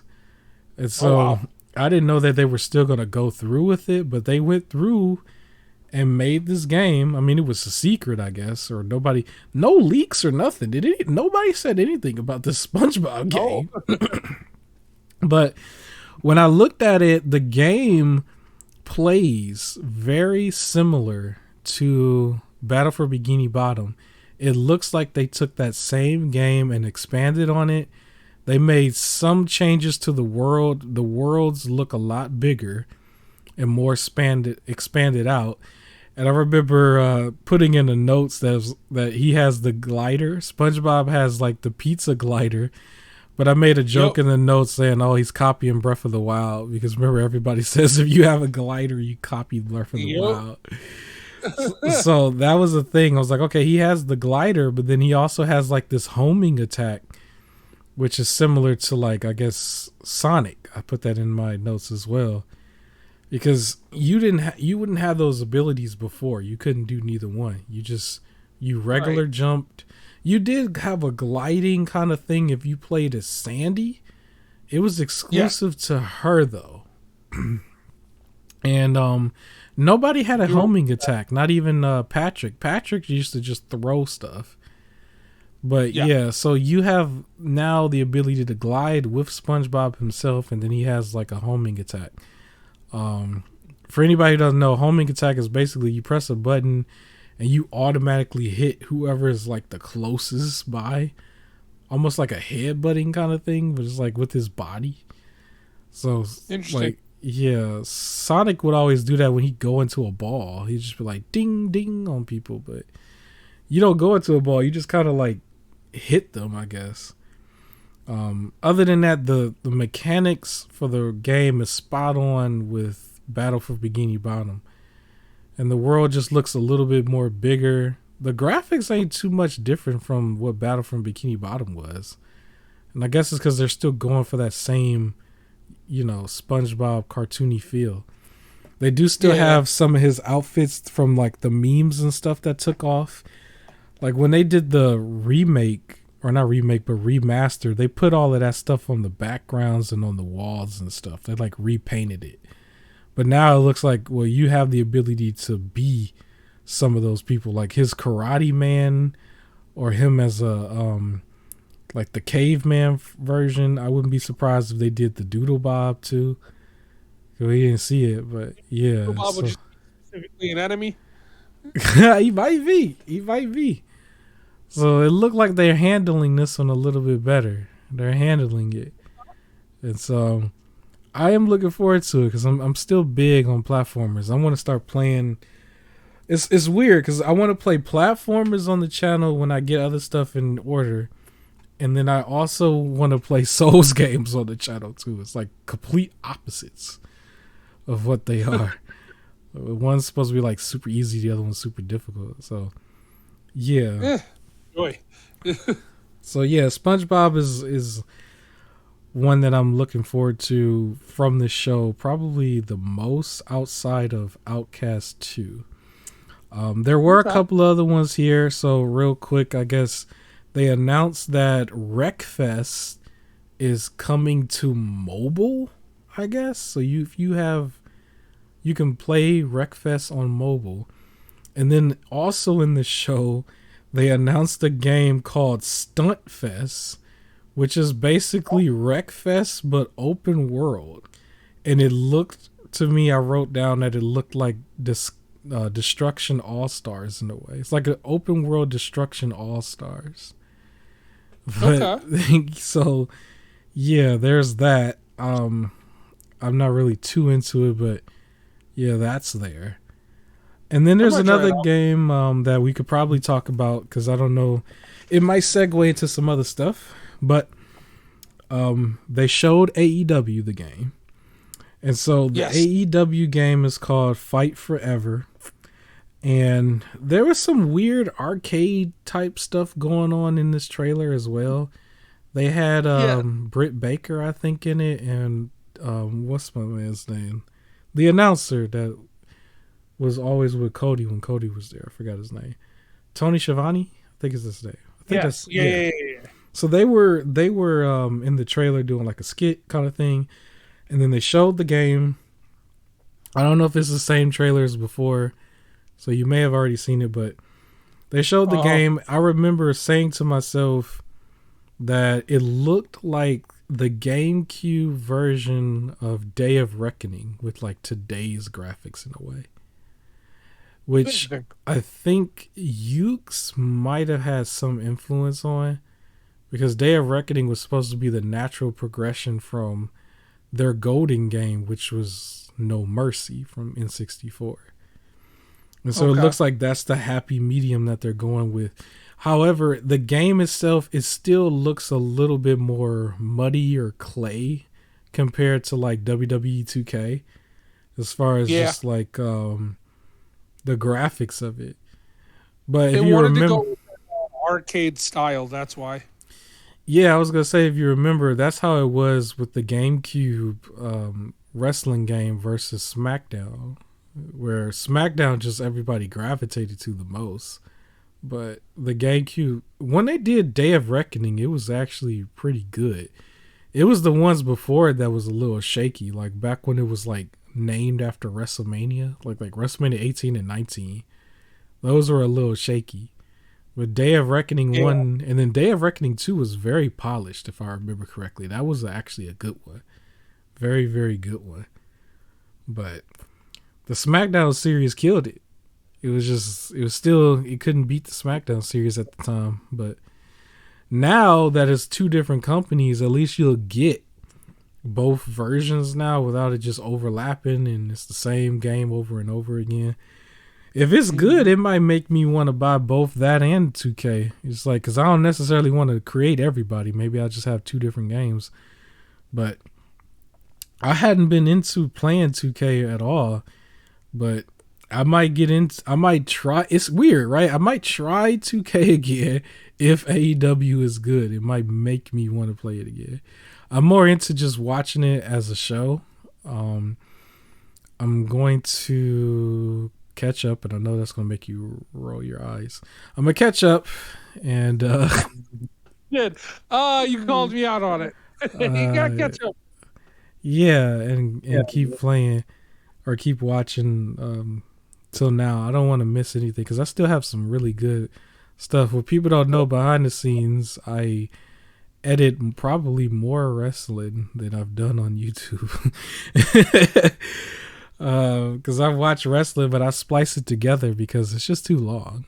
That's just how I feel. So, yeah, that's the only other game I think was at this show that I mentioned. They had a few more other things that I just wasn't really interested in, but the show itself, the guy and the girl, they didn't do way too much skits kind of thing. It wasn't really skits at all. They were just kind of just reading something or just talking to the screen, and they would show them from different angles, but they didn't overdo it with them too, so It was a relatively okay show, relatively cool. Like I said before, I don't think it got any traction. I don't think anybody said anything because I didn't see anything, but they seem exciting to check out some of these trailers. I want to do platformer, so I encourage everybody to go to the THQ Nordic the YouTube page, and either watch the show itself or, see the trailers if it shows it afterwards. It probably does. They always do. So watch all the trailers from the past week and you'll see all the games and maybe a couple extras. And pick a few of them out there because I actually usually never pick that many games from a third-party showcase, especially when it's that unique because it's just THQ. It's not like it was a collection of third-party. Like when Nintendo or when PlayStation does those like third-party only shows every now and then. I think Nintendo does. I think it's called like the indie show, where they make it like real cute and everything, and all these little games. That's where the crab game came from, right? It was like they'll do like a game, and it's like a little game here and there, but you wouldn't like that many. The crab game is Game of the Year 2023, calling it now. That was multi-plat. And that show for Nintendo, that was like the only thing I pulled from it. Where this game or this show, I pulled like almost half the show. Where I had the stuff to talk about that looked interesting. And then like at least a fourth of the show where it was like, okay, I do want to play this at some point. So that's pretty good. That's what I wanted to talk about. Now moving from that, I think that may have covered everything that's base gaming related almost, but there's still a lot here that we can talk about. Before that though, every game that's delayed. Oh yeah. I guess we could mention a few other games because we mentioned Star Wars. There was also the X-Men game that's not the Marvel X-Men with Insomniac, but Midnight Suns? Midnight Suns, yep. Yeah. The one that's more like that's XCOM-ish, like the turn-based one. Yeah. That one got delayed. Their trailer 2. Is so like not the same. But yeah, Stalker been delayed. We already know all the details with them. Yeah. What else? Let's see. So going through, I'm looking for the things that was mainly like not delayed till this year, but like delayed till next year. Suicide Squad, Kill the Justice League. Yeah. Delayed till next year. The Hogwarts game, right? Hogwarts. Something called Little Orpheus is delayed to unannounced. Same for the Settlers. The Halo Infinite co-op campaign is delayed. Forspoken got delayed till next year. Yeah, Forspoken. Advance Wars. Now, some of those games, too, a lot of people were saying that those games, some games that were supposed to come out in the holiday season, people think that they're being delayed because of God of War. Forspoken especially. They think Forspoken is for the most part done, but it was delayed for that reason. I think that might be true for Forspoken because of like the whole PlayStation deal with like planning and stuff. The main third party stuff, maybe one or two of them, like the indie who wanted to come out in November, they probably be thinking about it like, maybe we can push it back. But all EA Sports, EA Tour, Legend of Zelda Breath of the Wild 2. That was like one of the first ones that was like announced to be delayed too, right? Yep. Yeah. This game called The Day Before. Redfall. Let's not forget about that one. Redfall. Starfield. Vampire game. Starfield. Got delayed till next year. See, what we're seeing though, we're seeing the effects of the pandemic right now. Because before, most of the stuff, like when we hit 2020, a lot of stuff was probably so further down, like further done, that they were already in their finishing stages, so it didn't really affect it too much. And they were also, you know, the game companies are in the mindset where they could still fix it later, quote unquote, right? Where some of these games now, it was like they were like hit right when they were in the middle of their crucial moments, the crucial creative moments, development moments. And now we're really starting to see it. It reminds me of, I thought about my own page because up until like a week ago, I was uploading almost every day, right? And then all of a sudden I didn't upload as much. So what people don't know is that I had a mini vacation, you know, in the middle of that. And so I was actually, well, not too much of a vacation. I was still here. Someone came into town. I'll put it that way. And so I had to like entertain him, a family member. And then outside of everything personal going on that has nothing to do with YouTube, right? And so I had planned for it for that time. And so during that time, I still had consistent stuff being uploaded, even though it wasn't every day. But like as soon as it was after that, then outside of the podcast, I literally had like one upload per week. Like that's what we were seeing. And even though I actually do have a few videos that was just like behind the scenes that was ready to go, I just had to edit them. I just had no time to edit them. And then some of it just felt like might have not made sense for the direction I was going, like at the moment. Like what people don't know, I actually have a video about Metroid Prime that's like weeks old. But this week especially, it wouldn't even make sense for me to put it out because of like the stuff I want to talk about this week that all kind of go into each other. Like there are 3 videos that are going to get released that's going to go into each other a little bit, or like a part 1, part 2, part 3 in a way, where Metroid Prime does not even fit. It doesn't even fit at all. So it's like, well, that would get pushed out maybe next week or the week after. But it's technically so old that the news is like, the news about it wasn't even really news. It was just, I was just talking about my thoughts on the idea of Nintendo releasing, or they're supposed to release Metroid Prime 1 similar to how they did Skyward Sword. Like this is more of a rumor right now. I don't think it's fact. And it's going to be the same deal that you saw before. It's a direct port that's $60.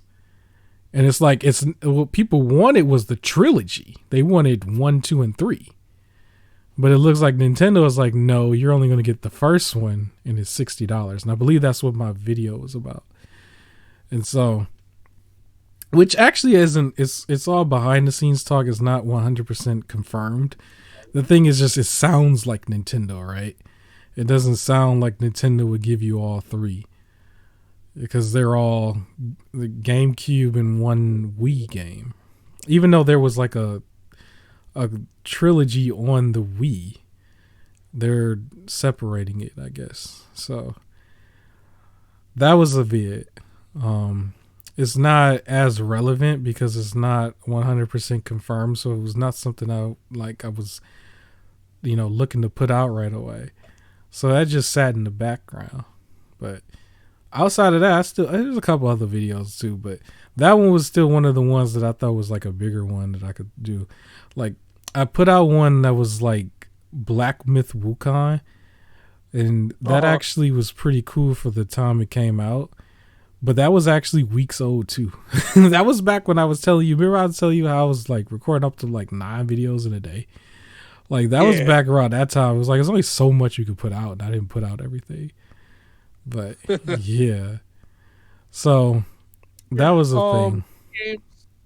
Bunch of games delayed. Even with all of those games delayed, another Crab's Treasure will be Game of the Year 2023. My bad for getting off topic, because I know I just went on and on about YouTube and the background of YouTube. Thanks for getting us back on topic, because I forgot all about that for a second. Like what? Yeah, Starfield got delayed till next year. All of those got delayed till next year, and I'm still saying nope. It's going. As much as I love Hogwarts Legacy, it's going to be another Crab's Treasure 2023. Oh, look at my pitiful boss fight. I'm just dying.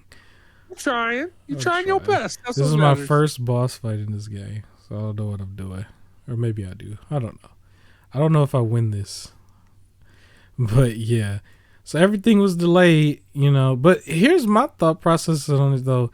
It needs to be so that you don't get trash. If you don't get, like a bad... The worst thing that could happen is you are a day one supporter and you get something and it's just bad. Like it comes out the gate bad. Absolutely. Like that's the worst that can happen. I do not mind a couple months delay if like they're making sure the game is good.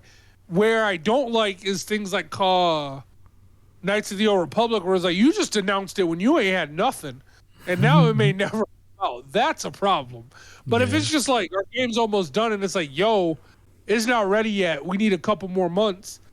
That's different. Like for example, even though I know the game wasn't fantastic, I ended up not getting it yet. But I'll get it eventually. The Biomutant game. One of the things that I respected is when they announced the game, they were consistently working on it, but people would ask, what's the release date? And they would just say when it's ready, right? Because they weren't going to release something that was broken. Now, it had its other issues, but it wasn't broke when it came out, right? Everything worked. And it's like, that's what I want. Like, release it when I know it is working. However, don't like announce it when when the game will for sure be made. Don't fake hype it. I will say a great example of releasing a game when it was finished. It might be also an eye roller in itself, but when you think about it, I don't know if people remember this, but Grand Theft Auto 5 was delayed a year. And imagine what the difference might have been. I don't know what it needed to be polished on, but when they put it out, it literally never died. It literally is still going now, right? Maybe it would have been a different story if it was like glitchy, buggy, falling through the maps every 2 seconds. Yeah. Cause there's a good group of people that wouldn't have gone back if it released broken. So yeah, because Days Gone is one of those games where it was a game that is considered good now, but it was so messed up that they practically canceled part 2, even though they had like cliffhangers and stuff for the spoilers. Well, not really a spoiler. I'm not gonna say anything, but they had their, it left on a cliffhanger, setting up a part 2. And they basically said, no, that company needs to work on Last of Us Part 1, even though we already had Last of Us Part 1. It was like, nah, y'all help Naughty Dog do Last of Us Part 1 again. That's what they wanted. But it was like if the game had that extra year of polish or whatever, I don't know how long. They were working on that one a long time, though. But if it was ready, it would have been a different ball game, and we might have still got Days Gone too. I still wanted it over a Last of Us 2 for a whole bunch of other reasons I don't want to go into. But yeah, so delay whatever. And it's not like we got so much. like I just mentioned already, like even if you don't pay no money, you got Epic Games is giving you stuff every week. You know what I'm saying? Epic Games is giving you stuff every week. The services are giving you stuff every month. Like, you got so much. Like, we're not hurting at all. It's just that one game that you probably want you can't play, but you could play like everything around it. So I wouldn't worry too much about it for everybody. Yeah, but yeah. Anything else you wanted to say on that? No, just telling people, hey, be patient. Be patient, and we'll come out. All right, so we're almost actually done. There's a few things here that I think might go quick. So, real quick, your other. I have another thing here. So HBO was cutting 36 shows. Yeah. So, with HBO, and I've been complaining about them a lot, but HBO merger with Discovery, and they're trying to just kind of get rid of stuff. So they decided to cancel 36 different series. One of which, it was the Aquaman King of Atlantis, which was like an animated, very goofily like animated series. Only had 3 episodes, right? But by cancel, I mean like the series was done, but they're just gonna pull it from the website. So it's like that was the only place it was. It was an HBO Max original, and they're just gonna pull it from the website. So that. Do we know if it might land on a place like Tubi or something? Because you know Tubi be picking up the scraps of just about everything. Yeah, maybe you might have to like go a little R-80 with it if you want to try and get it. I don't know if they probably won't make any new episodes though. That's probably the thing. Which, I mean, it was a completed series in its 3. If they did anything else, it would be interesting to see. But it was done in its 3 episodes. It's like its own standalone story. Again, it's for kids, but I enjoyed what I seen from it, but it was definitely not like it's gonna take all of my focus. But there are like a few other shows too, just 36 different shows, acquired titles, Cartoon Network titles, HBO original shows, and a lot of HBO Max original shows that are just like and gone. There might be a list of them out there for anybody who wants to check it out. I would say just Google it. It would be a list. You wanted me to go through the list because like most of these I don't even watch. But yeah, different stuff. I know Ellen DeGeneres apparently had like an animated series about her life that got taken away. They about to get rid of her real show, and they playing it off like a farewell tour and stuff. It's like, nah, homie.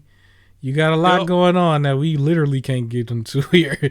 We can't get into that at all. But yeah, you got a lot going on. So a lot of this does seem like it's more or less some of their more kids oriented programming. Okay. That seems to be the stuff that's going away. So it seems like they're removing their kids stuff. Which so people who are nervous, those who are fans of Young Justice. Right? Like they just finished season 4, I believe, Phantoms, and everybody's waiting for season 5, and no season 5 has been announced yet, and it's being rumored that HBO is just going to go ahead and cancel it again. And I'm like, y'all going to cancel again? Like Cartoon Network canceled the show, and everyone brought it back, and a lot of people flocked to HBO specifically for Young Justice. There are a chunk of people who only have HBO Max for like Young Justice or for DC stuff because they got rid of DC Universe, so everyone moved over to HBO for it. So now they're going to be canceling that stuff, and it's like, well, then everyone's just going to cancel. Like, don't nobody want to watch your series, like your streaming service. There's a lot of people I know, and that's like or like seen online who have claimed heavily like the only reason they have it is for the DC stuff, and some saying the only reason I have your thing is for Harley Quinn and for Young Justice, and it's rumors that both might get canceled. Doom Patrol might get canceled. Titans might get canceled. And people are just gonna leave it, and it's just like, dude, you're making a mistake. Like, you just saw the Snyder stuff. DC fans are a different breed. So like, but HBO, not new. HBO's not getting in the same situation as Netflix, though, right? Like, they didn't have like this massive unsubscribe kind of thing yet, right?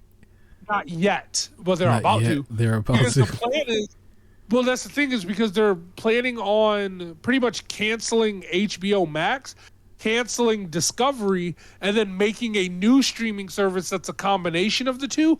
And I guarantee if they do that, a lot of people are not going to sign up for the new one. They're just going to lose people. Because especially if they're already announcing canceling stuff, getting rid of DC stuff, and there's so many people. There's so many who have the HBO just for DC stuff, and I don't think the DC stuff will survive over to the merger. So then all of those people are just going to not get it. What would kill them is if they ask for more money. Like, that would definitely kill them. Is they try to do the merger and try to charge more money, because it's like, now you're getting both. It's like nobody wanted. Nobody wanted the people other one. who watched the whole point with the merger and why they're canceling stuff. They even showed that the audience that mainly gets Discovery is the exact opposite of the audience that mainly watches HBO. So I don't understand why they're trying to merge the two, because they said HBO Max is primarily, they say male focused. I don't follow the male female focused thing, but the other things that they're saying is that it's skewed towards fandoms. Like, it's made for people who were like, I'm a fan of DC Comics, here's my DC Comics stuff. I'm a fan of Westworld, here's Westworld. Like, it's like that. And it's focused watching. Like, you're sitting down and you're focusing on the show. Whereas Discovery is not fandom related. It's more, I am a fan of house renovation, so here's these 30 house renovation shows. And I'm a fan of cooking, so here's these 12 cooking competitions, and it's all things that you can mainly just have in the background. And they say that one's like woman skewed, like female focused. Oh wow. But they're trying to combine. Yeah, they're trying to say it's like it's female focused, and then like it's more just reality shows, and like all of them are the same, right? It's like there's Real Housewives of fill in the blank, and then the other one is more like you're gonna get your guys because it's all like nerd. It's fandom. And again, I don't subscribe to that because I know a lot of girls who are not into Real Housewives and are only into DC stuff, and I know guys that are really into the Real Housewives stuff that are not into the nerd stuff. So subscribe to that part. But the main thing is one of them is skewed towards fandoms and focusing, and the other one is skewed towards background noise, and I don't really care as long as it's on this topic. And they're finding a way to merge the two. And it's like, well, you're just going to lose people. You're doing too much and you're going to lose people. Yeah, definitely. And it doesn't feel like they're like going, well, you pay $15 a month for HBO, you pay whatever for Discovery, so now $15 a month or a cheaper price, and both of the content are just on the one app. It sounds like they're cutting things and trying to only strategically put on things that will potentially appeal to both. And it's like you're gonna lose people. So they're gonna lose some people. They're gonna lose some people just like Netflix did. The disconnect between the companies and the customers or the fan bases are insane to me. Because that's always a thing with big corporations. It's like, how do y'all not know what the people want? Everybody in the building's got a brother, sister, cousin, mother. Like, how do y'all not know? Bro, how does... I kind of understand that. Look how loud DC fans are. How do Warner Bros. Not know? We're just like, the whole, like, everyone sitting here saying, like, finish the Snyder Cut, release the Snyder Cut, hijacking billboards for the Snyder Cut. You released it, and for some reason you're just like, nah, no more Snyder. Or... yeah, there's money left on the table. DC fans who are like, we like this show. Or like, we want to see Superman versus Black Adam, and we want Henry Cavill as Superman. Does Henry Cavill want to be Superman? For all intents and purposes, he said, yeah. Like, there's never been like him going, I don't want to do this anymore, right? It's been like yeah, they just haven't contacted me. And everybody's like, yeah, we want him as Superman. He seems to be great for the role. And Warner Bros. Is just like, nah, we don't know what people want. We're going to do our own thing. And it's like, why are you not? Like, they're loud. DC fans are loud. Yeah. They are loud. They will hijack everything, and it is all they will talk about. And it's like, it's so easy to figure out what a DC fan wants. It's the easiest thing in the world. And nope, they're ruining it. So yeah, HBO's messing up more. Yeah, I don't know. I don't know. They're going to definitely see a big amount of unsubscriptions if they raise the price. I know that for sure. I don't think they would do it, but the best thing they could do is just merge everything in. But to just start cutting stuff, usually when you cut stuff, that means you're losing money in a way. It's like, why would you cut what's already there? It's like if it was already running, I don't know. Maybe I don't know. But I'm like, if it was just running, fine the way it is, why would you just come in and be like, nah, you don't get that no more? I don't know. But I only got HBO Max because I wanted my DC stuff and I moved over from DC Universe to that. Yeah, there's some extra things that I saw in there. The movies, like being released on there and all that other stuff was super appealing to me. But if none of that was on there, I moved because they moved DC. If you're going to try and get me to move to another streaming app, I don't think I'm going to. Especially if it costs, like hands down, if it costs more, that's 100% no. I'll go back to my ARM 80 days. Like I will be on Pirates of the Caribbean. Like I do not care. I will go back. But I'm a responsible adult. I got the money. I want these streaming service. Like I want these particular shows to make it. So let me be one of the subscribers and show that this is what content I want in hopes that like it'll be made. If you're going to try and up the price on me, I don't need you.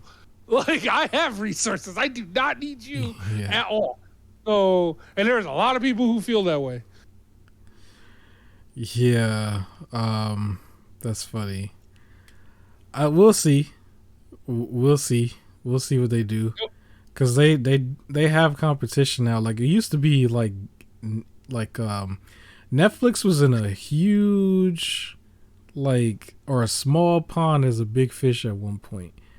Like now they're in like a lake. They're going to be in the ocean in like a few years. But now it's like there's a couple other big fish out there. So for everything that HBO does wrong, Disney's going to do right with Marvel.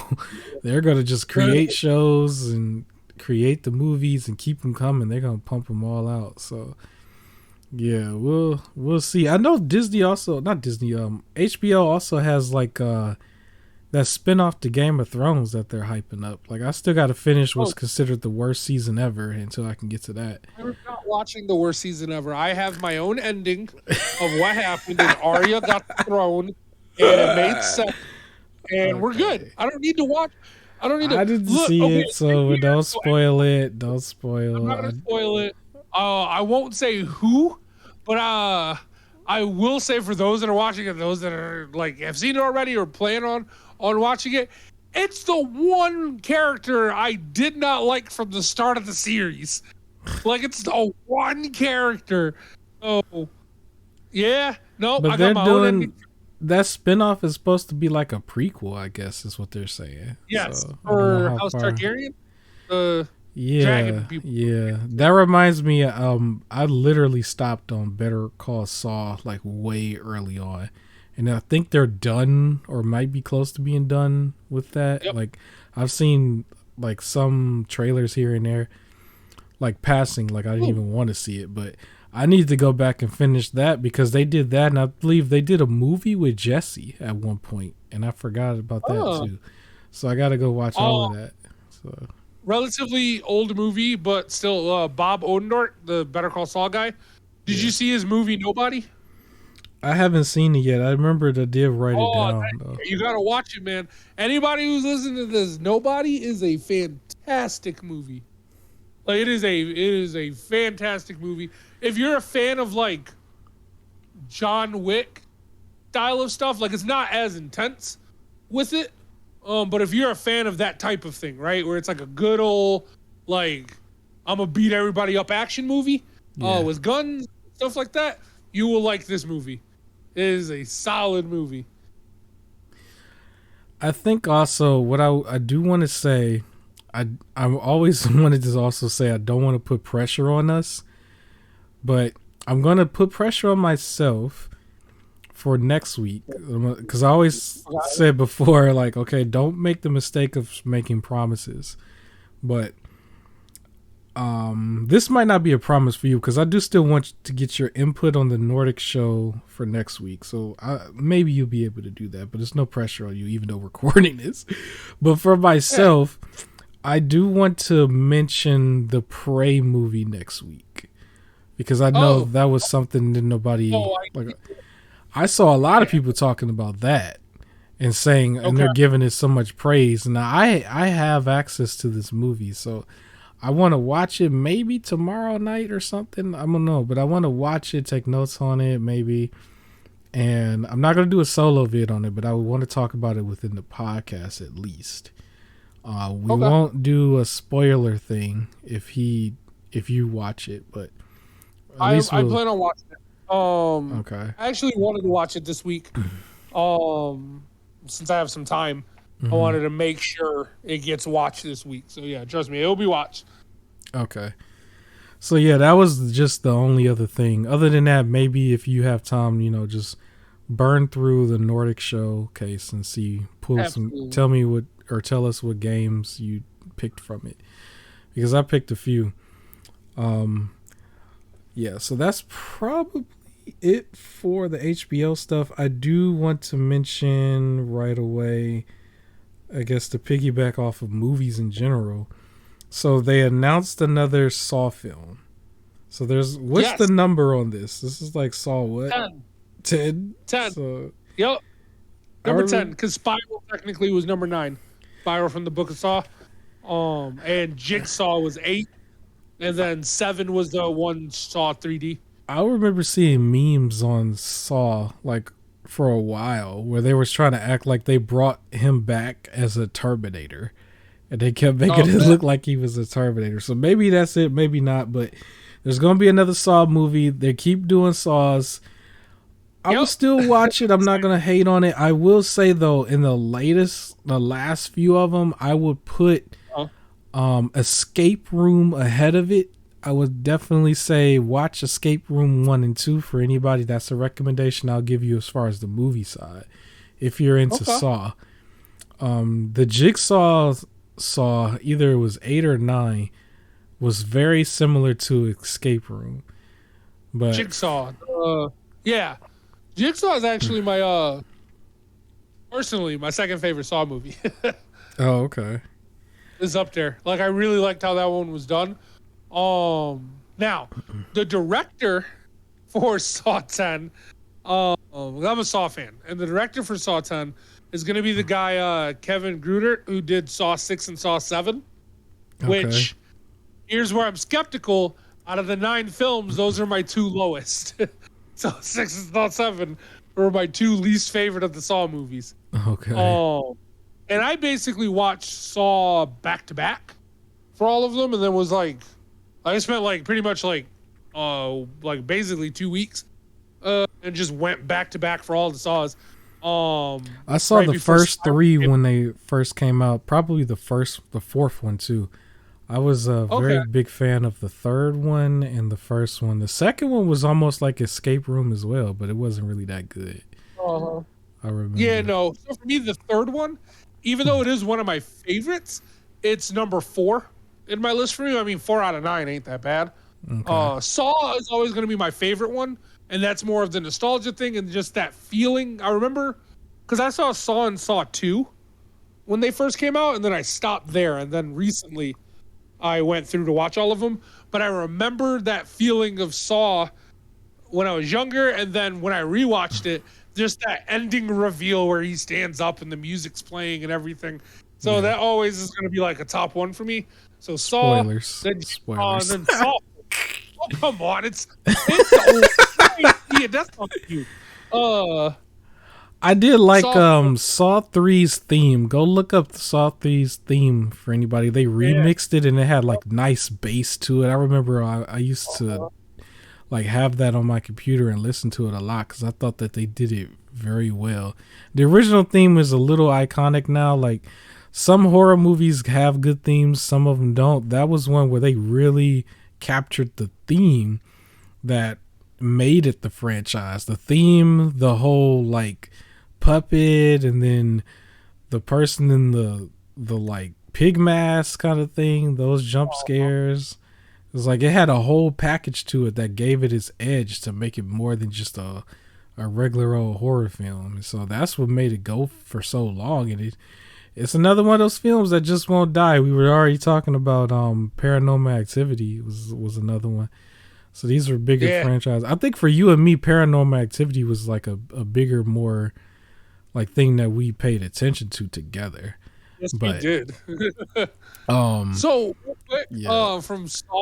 3, because you mentioned that one. Yeah, I love that one, but the main character in that one just upset me to no end. Yeah, like every mission that he failed, I get it. They were trying to build the whole like he doesn't know if he wants to help. Again, spoiler, but it's old.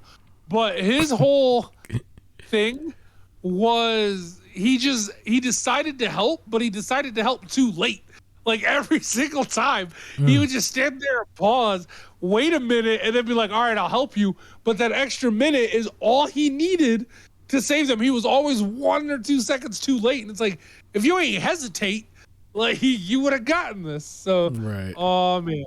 But 4 is one of my favorites, too. I would say without the nostalgia thing and without thinking Jigsaw was just like really cool, well done, I will say for a while, Saw 4 was my favorite. Okay. Yeah, I think that one was more like a behind the scenes of what was going on in the other ones, and it was like sort of a beginning kind of thing. Once they got to a certain point, it was like, okay, you kind of doing too much, but okay. Like this one now is about to be the same way. Like you kind of doing too much, but okay. Well, from my understanding, so I thought Spiral was pretty good. It's like number 5 for me. I did think personally Spiral was pretty good. I understand the complaints, but I didn't think it was that one. I won't spoil. It was a little more recent. But did that have Chris Rock in it? Yes. I think I didn't see that one, but you should watch it. Saw 10. It should have had Will Smith. Go ahead. I heard it was going to be a sequel to that. Okay. That Saw 10 will be a sequel to Spiral, which I was like, okay, that makes sense because it's its own standalone. But now I'm hearing maybe not. That it might be. And I'm like, I don't understand how you still relate it to the other ones. But okay. Yeah. Well, it just keep going, I guess. They can just keep going. Yeah, I also, side note though, besides Saw, I'm also excited for the what is that game? The Dark Pictures anthology game that's coming out later this year. The next one, I forgot the name. Yep. Well, the next one takes place. It's called like the Murder House or something like that. It's based off of something called like the Murder House. Yeah, it was based like Saw. It was based off it a little bit. Yeah, Saw. It survives Saw, so it's just like that's cool. There's a lot of Saw stuff for the Saw fans. Yeah, for anybody who like, the psychotic actors or whatever, So you'll get all the psychotic actors. And speaking of psychotic actors, you want to talk about Ezra Miller? You knew I was gonna do it. So Ezra, they checked themselves into like a place for mental health issues and apologized and said that they were suffering from complex mental health issues and they're out here getting that check, not getting that check, getting the money cut off. That's what you're suffering from. You're trying to get that money back. But I see. So with that said, now I don't think DC can cancel the Flash because that's been all over the place. It was like they're gonna keep it going or keep at least still release the film, then they're not. It's like it's too far in. All types of stuff. What I really wanted, and I know that this stuff that Ezra was doing was real, and that's what made it bad, but what I really wanted was for all of this stuff to go down, and then Ezra pops up on a random interview, and they're wearing a reverse Flash costume. So it's coming off like this was all promo stuff for the movie, and they're just like, yeah, I'm the villain Flash, and like everybody's just like, oh, and it's like, we know it's not that, but like, Ezra tries to save it. Like this is very reverse Flash behavior. But I just want to see is there documentary footage on like any of the DC stuff? Like how is Ezra on the set? Because I've seen some other stuff now when Ezra's just like out and about that was still a little like, whoa, like, are you okay? But like how was Ezra on the set? That's all I'm just wanting to see, because it's like they still managed to get this full movie done, a couple of them. You know, remakes of the movie and everything. So there was no reports of him being a monster on set. Yeah, I'm just trying to understand. And I know like there were other movies too. Like, what's going on where all of a sudden you just ain't got it no more in the head, I guess. Like I don't know. But we had joked around about Ezra a few times before. Like, but still, like I just don't get it. All in all, on a real side, I do hope whatever help Ezra's getting does help. Yeah, get it together. Around so that, it's like, I've never heard. Yeah, get that check, get your bag. But I never heard about Ezra being a monster on set. It just seems like all of his behavior was their offset behavior. So it's just strange. But okay, maybe just take the you know the meme where they be like, take her phone, take his phone, or something, like when people will say that when you say something wild on your social media. Like, this is a real life, like, no, just take the phone then, because like then you just can't record it and we just never know no more, because it just comes down to what we've seen on camera and stuff. Like, even though like some of the stuff we've heard stories that was off camera too, but still, like, at least you get to cut half of it out. Like, you get to cut the camera stuff out. We gotta get off this. Start. We gotta get off this topic before we get canceled. You already know, but still, like, get it together. Figure out, get it together. Speaking of getting it together, I guess we could move on to something maybe a little bit more lighthearted. But the Addams Family, I guess they getting it together. I don't know. Do you think they got it together, or do you think they need to get it together? Oh, here was the thing. I have a really, I guess I don't know if it's a weird request, because I know Addams Family fans all requested this. Yeah. I've been a lot more interested if Christina Ricci played Morticia. Like, it's just, of course. That was the that I wanted. Yeah. Was just her to play Morticia, and they're not doing that, and I instantly went, Like, that's how I felt. Was so for me, I don't want her to play Morticia. I wanted them to evolve the Addams Family. I wanted her to play Wednesday as a grown woman in the form of Morticia. Pugsley could have been Uncle Fester, right? Maybe they have and then everybody else is technically new, just like what they were going to do. Like, don't restart it. Like, because that would have been gold. Literally just getting her would have been enough. And if they could have gotten the adult actor who played her brother, and if anybody else is still alive and kicking and they want to do cameos here and there, fine. You know what I'm saying? Or you just make newer people. That's all they would have had to do. And then they could have made it centered around her trying to find a mate, maybe. Or, you know what I'm saying? Because you always have that relationship angle kind of thing that all TV shows just like hang on for like so many seasons until they finally get together. They could have done that, or maybe she already has a mate and it's just like she is more of the star, and then they make more stars added onto it. But I've seen memes and stuff where they're saying this is the Addams Family that you order off Wish. And then there are like some people who try to be extra hardcore saying like this is actually correct and stuff because of this comic book. And I'm like, since when did y'all watch a comic or read a comic off the Addams Family? Like, stop it. Y'all saw the movies and then y'all saw some TV shows after the fact. There was like this one TV show that I saw that was like maybe from the 50s or 60s. It was like really old looking, almost like the Three Stooges in a way. Like, I used to watch that, and then the movies was my favorite version, the first and second movie. So they should have just gotten the girl. They shouldn't have gotten her. I don't even know what she does. I'm in some horror groups where I see people like share her pictures every now and then. It's like, who obsess about her, I guess. It's like, that movie was old. Like, all she had to do is just play a full-grown woman. She got the same face in a way on a grown woman body now. Like, she could just be more. She could be Wednesday that's grown, and they could have just had family and stuff, and then it would have been a natural progression. That's how I look at it. Pugsley would have been Uncle Fester. It just would have been a natural progression. Whoever else was still alive, just keep going. In the series Wednesday. We don't know what she's going to do yet, but she is going to be there. She's been in other like random shows, like some show called Yellow Jackets. So she's going to do a cameo then. Yeah. But no, I don't know if it just said she's going to be in 8 episodes. It's just to be announced. They haven't said what she's going to do yet. They should have gave her the bag and centered it around her on some Iron Man type junk with my man's Robert Downey Jr. That's what they should have did.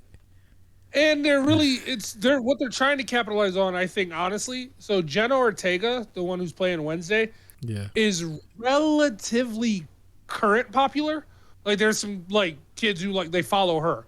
She was like a Disney kid, I think, and I think they're trying to capitalize on that instead of the people who would like Addams Family to begin with. But here's the thing: that could have been Wednesday's daughter. Could have been Wednesday's daughter.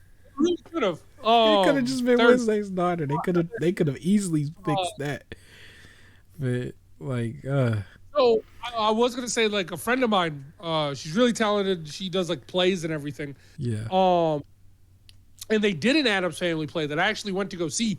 That was really good, but I feel like that's what this series is almost based off of. Like this, the play was like Wednesday was in like high school, I think, and she was like, or had pretty much she's about to go on a date, like her first date ever was the idea, but she was about to go on a date with like a really, really normal boy from like a very like good Christian household family, and like they're about to go meet this like goth family and everything, and it was like the little antics that happened there. It was nice and lighthearted, and I feel like that's what this is gonna be. Yeah, didn't they just do like a cartoon or something, and it had Snoop Dogg in it? If I'm not mistaken. Believe so. I just remember Snoop Dogg was a part of it. That's all I remember for that. Yeah, so, I believe so. Yeah, it was like a cartoon movie or something they did a few years back. So yeah, I don't know, but I think they could let they age with us instead of the biggest criticism though is the dad. People think the dad is miscast or whatever. Yeah. I think he looked goofy. He just looked goofy. Even when he's standing there in that picture, it just looked funny. It must be the toupee or something. Like, it just looks goofy. I think Guzman is a good enough actor. I've seen him in other stuff, so he's a good enough actor. I think plenty. He'll pull off very well, but in still images, one of those in still image stuff, yeah, it does look a little bit goofy. He's played some good gangster type roles before too, hasn't he? If I'm not mistaken, he's played some. I don't mean it for that reason, but yeah, he played some good roles. It's just because here he's gonna have to be jokey and stuff. He might actually hit the role really well.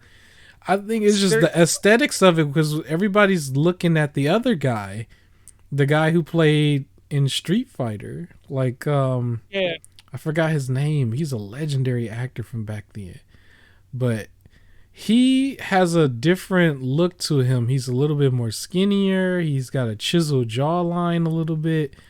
It don't look the same, where this guy looks like that other cartoon that people compare it to, where his head's like more Hey Arnold in a way, like that cartoon. And I don't think that's what people wanted. They just want more of what that Wednesday was. But I'm sorry, go ahead. Yeah.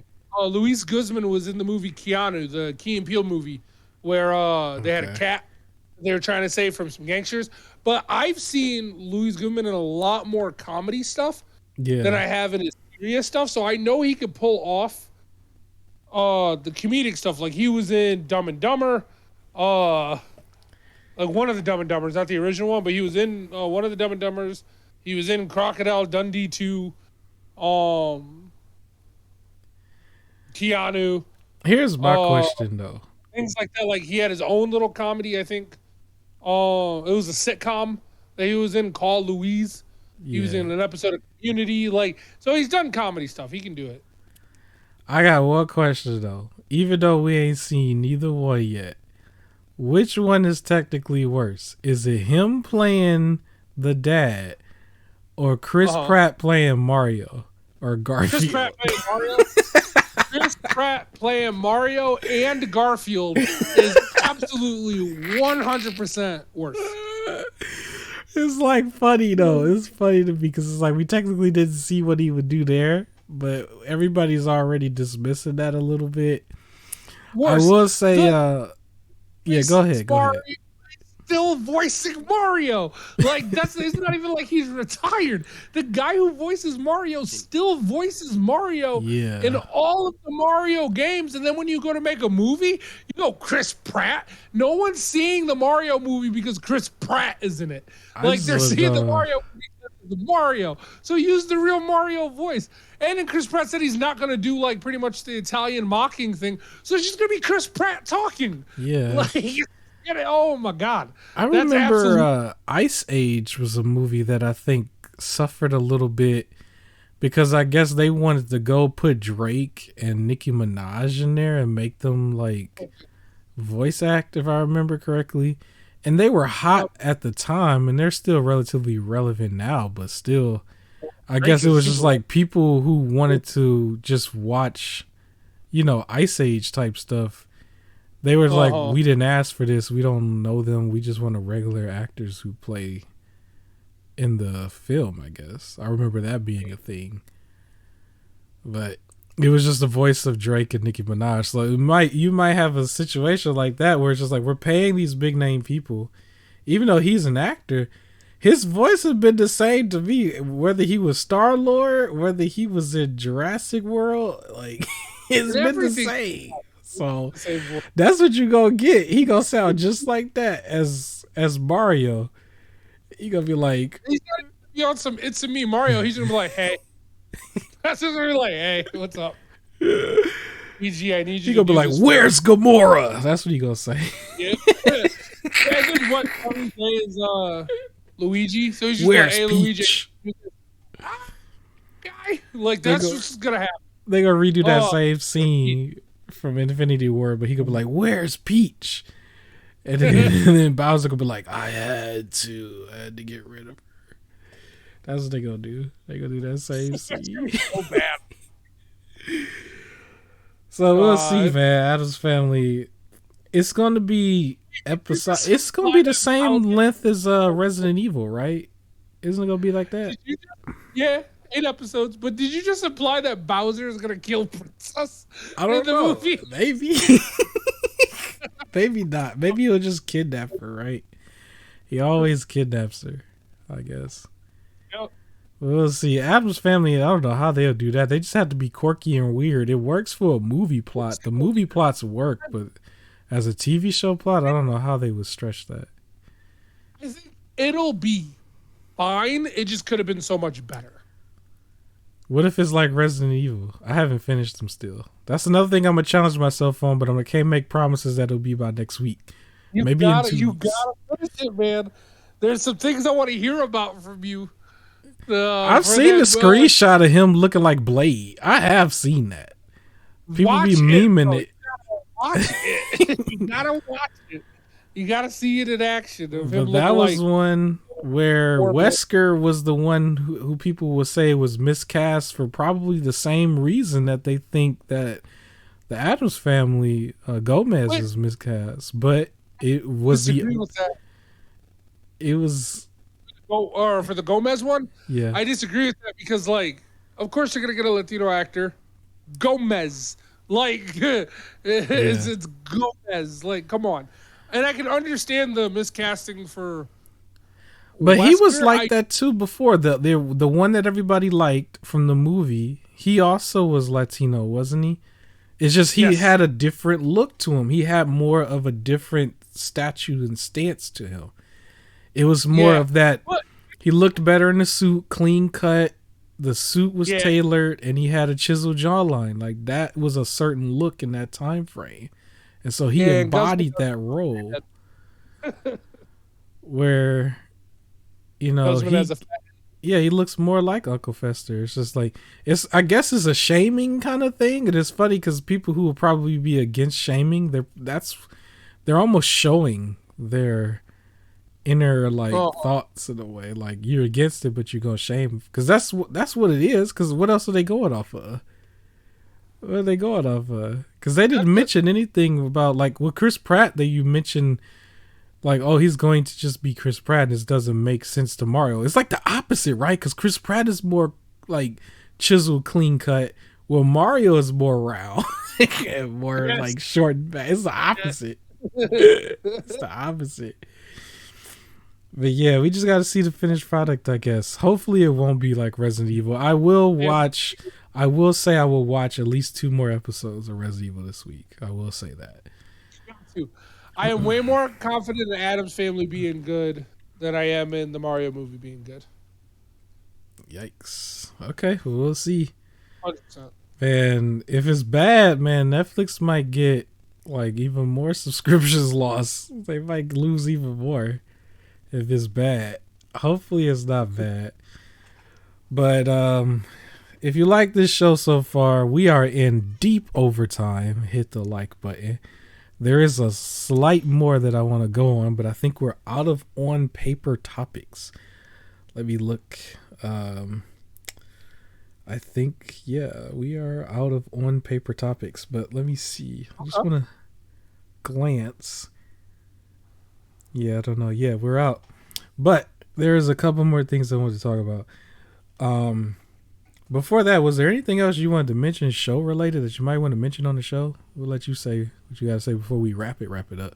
Because these are going to be a little brief. Okay. No, I ain't got nothing. Nothing? Okay. I said everything I need. HBO, get it together. All right, HBO, get it together. Yes, HBO. I need to get it together because I'm going to admit something to the podcast. We're going to have our day one people here, whoever's listening this far. Because I said this on the last episode. I cannot stop watching pictures and videos of that Megazord that's like almost $500. I'm going to be honest. I've been looking at it too much this past week. And I'm almost... It's getting in my head like, is it a way I could figure out a way to afford this? I got a year to plan. It comes out September 2023. I'm having these thoughts. It's the one that's not even accurate. I still don't like the bat wings. It is the Flames toy Kara Curry Dino Megazord, I guess. Kara Curry, I guess. I can't really say it right. But it's basically based off the original Megazord. And that thing is still $439.99 with free shipping, I guess. Depending on where you get it. Originally, somebody said it was like $100 shipping. They changed that real quick. I guess it's not. But yeah, it still don't come out for a year. Almost a year. You know what's funny? The Ascension Project one has been released in the UK. That one is only $160 something. I technically did pre-order that one like a while back, and the American version is supposed to be here in about 2 weeks. And I'm kinda, wanting it and stuff. I still do. But it's like all of a sudden that one is the one that has my attention. It's crazy. I don't know why. But I am going to get it. I'm not going to do any type of video unboxing or nothing on it because it's not really related to the channel. But at least if you get this deep, I will mention it again, my impressions of it when I have it, because it is something that I'm going to unbox. Almost everything else Power Ranger wise that I have from Hasbro, I've left it in the box, including the movie versions of the Ninja Rangers, which is the thing that I actually wanted the most out of all of it. I left all of those in the box. I don't plan to take them out. You got the what was I trying to say? I was going to say Transformers.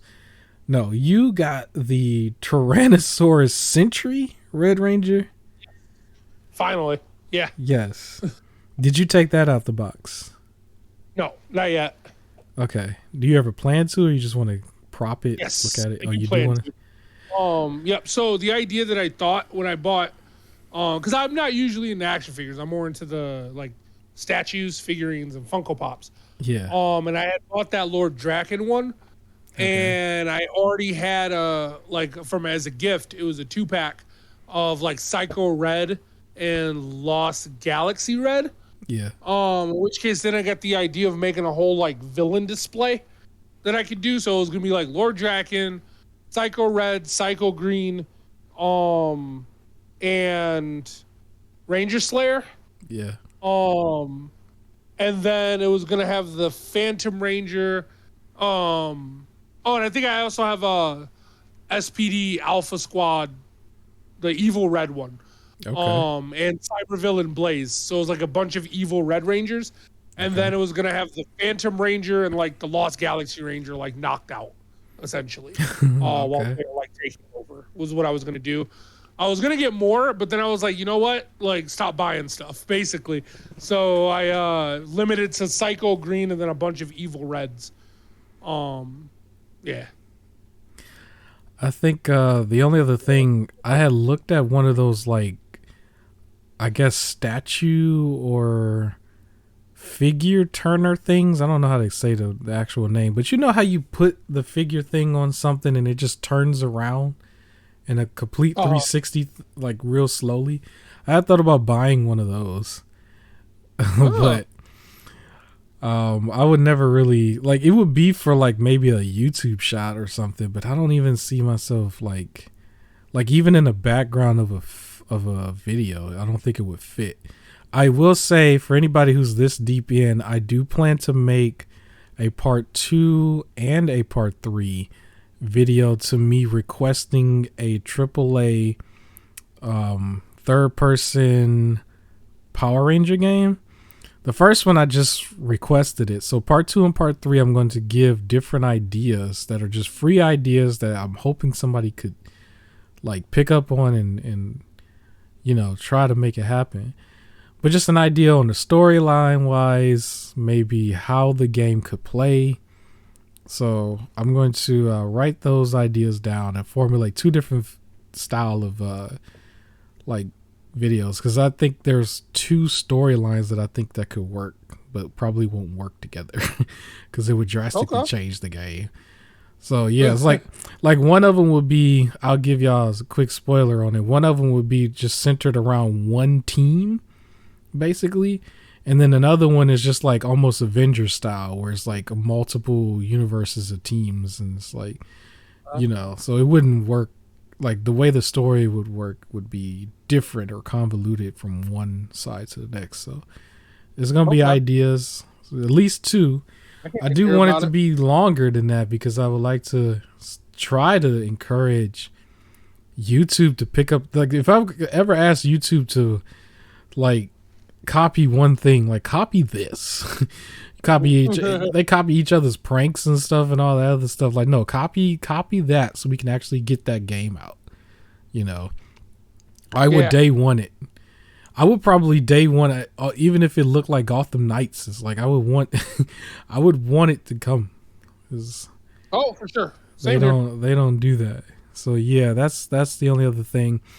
If you're this deep into the podcast, I will mention a follow-up to what I did not mention or I talked about last week or the week before, which was the follow-up to my Amazon story where they were giving me this game for free by accident, and I was just like, what is going on? So to follow up on that, I can confirm that for my package, which was Marvel's Guardian of the Galaxy and a cell phone charger, like 2 USB-C cell phone charger cords, as a package, I can confirm that yes, I did technically get this for free. For anybody who remembers this story, it was basically they sent it to the wrong house. I had to get it, send it back. They were sending a replacement. They weren't supposed to charge me for the replacement. But then within talking to other people, I somehow got a refund from the original, even though I wasn't charged for the replacement. Even though I told them don't refund it, just make sure I'm not charged twice. Instead of making sure that I'm just not charged twice, they stopped the second charge from happening, but still went ahead and refunded the first charge. So I basically did get Marvel's Guardians of the Galaxy for free, technically, because of the incompetence of Amazon, for anybody who still wanted to know.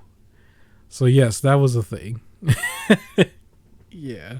That's hilarious. That's great. I wish it was the Dino Megazord that was like $400 or something. Like, yeah, like send me 2 of them by accident and then just refund me. But you know what?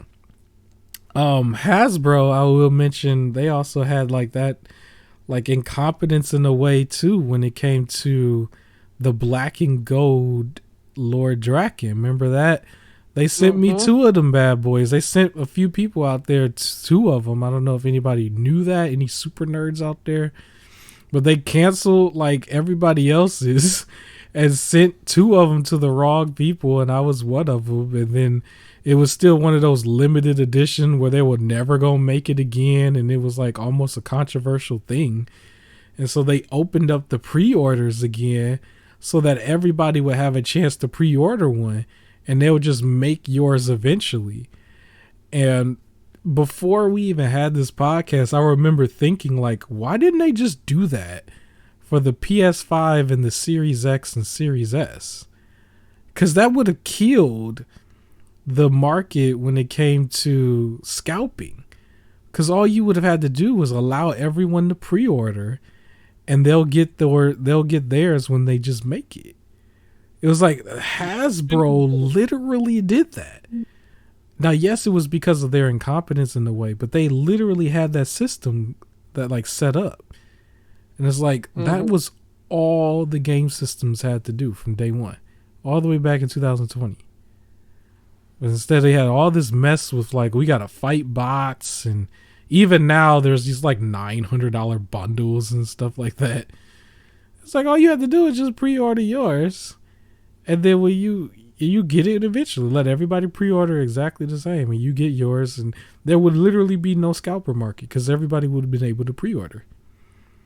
It's like the only people who would scalp it then would just be the ones who just couldn't wait for their own pre-orders. There'd still be those, but it would have been heavily reduced. You wouldn't have seen as many pictures of like, you see those pictures where people try to like make their thrones of it and igloos of it, and just like they had truckloads of them and stuff, and it's just like stacked in somebody's house. All this ridiculous stuff. It's like they could have took care of that. But we're about to wrap this up. The only other thing I would say is if you still want one, check your local GameStop. There was somebody I saw mention that, at least where we are here. That's none of your business out there, but check your local GameStop because they might have them in stores this week, and you'll be able to get one. It might be a bundle still, but if you haven't got one, you'll still be able to get one. So check it today, like right now, because this is about to go off air. So other than that, I guess we can wrap this up. Very nice 2.5 hour long episode. We went 30 minutes over. It was supposed to be the mini-sode. But anything else you want to say? Any closing words, man? Go get your bundle. And my bad, Epic, but my bad. The game wasn't great. But try it out. Don't give up. Try it out. See if Rumbleverse is for you. All right. And if you made it this far, hit the like button. Let me know in the comments below. Like, mention Amazon, get it together in the comments. It'll let me know you made it this far. And other than that, have a great rest of your day. Check us out. I got at least 3 videos that should release this week. It might be 4 or 5. I might actually do the full thing because tomorrow I don't have anything to do but eat and edit. So I might actually do all of them. So have a blessed day, and don't forget to wash the back of your ears. All right, peace.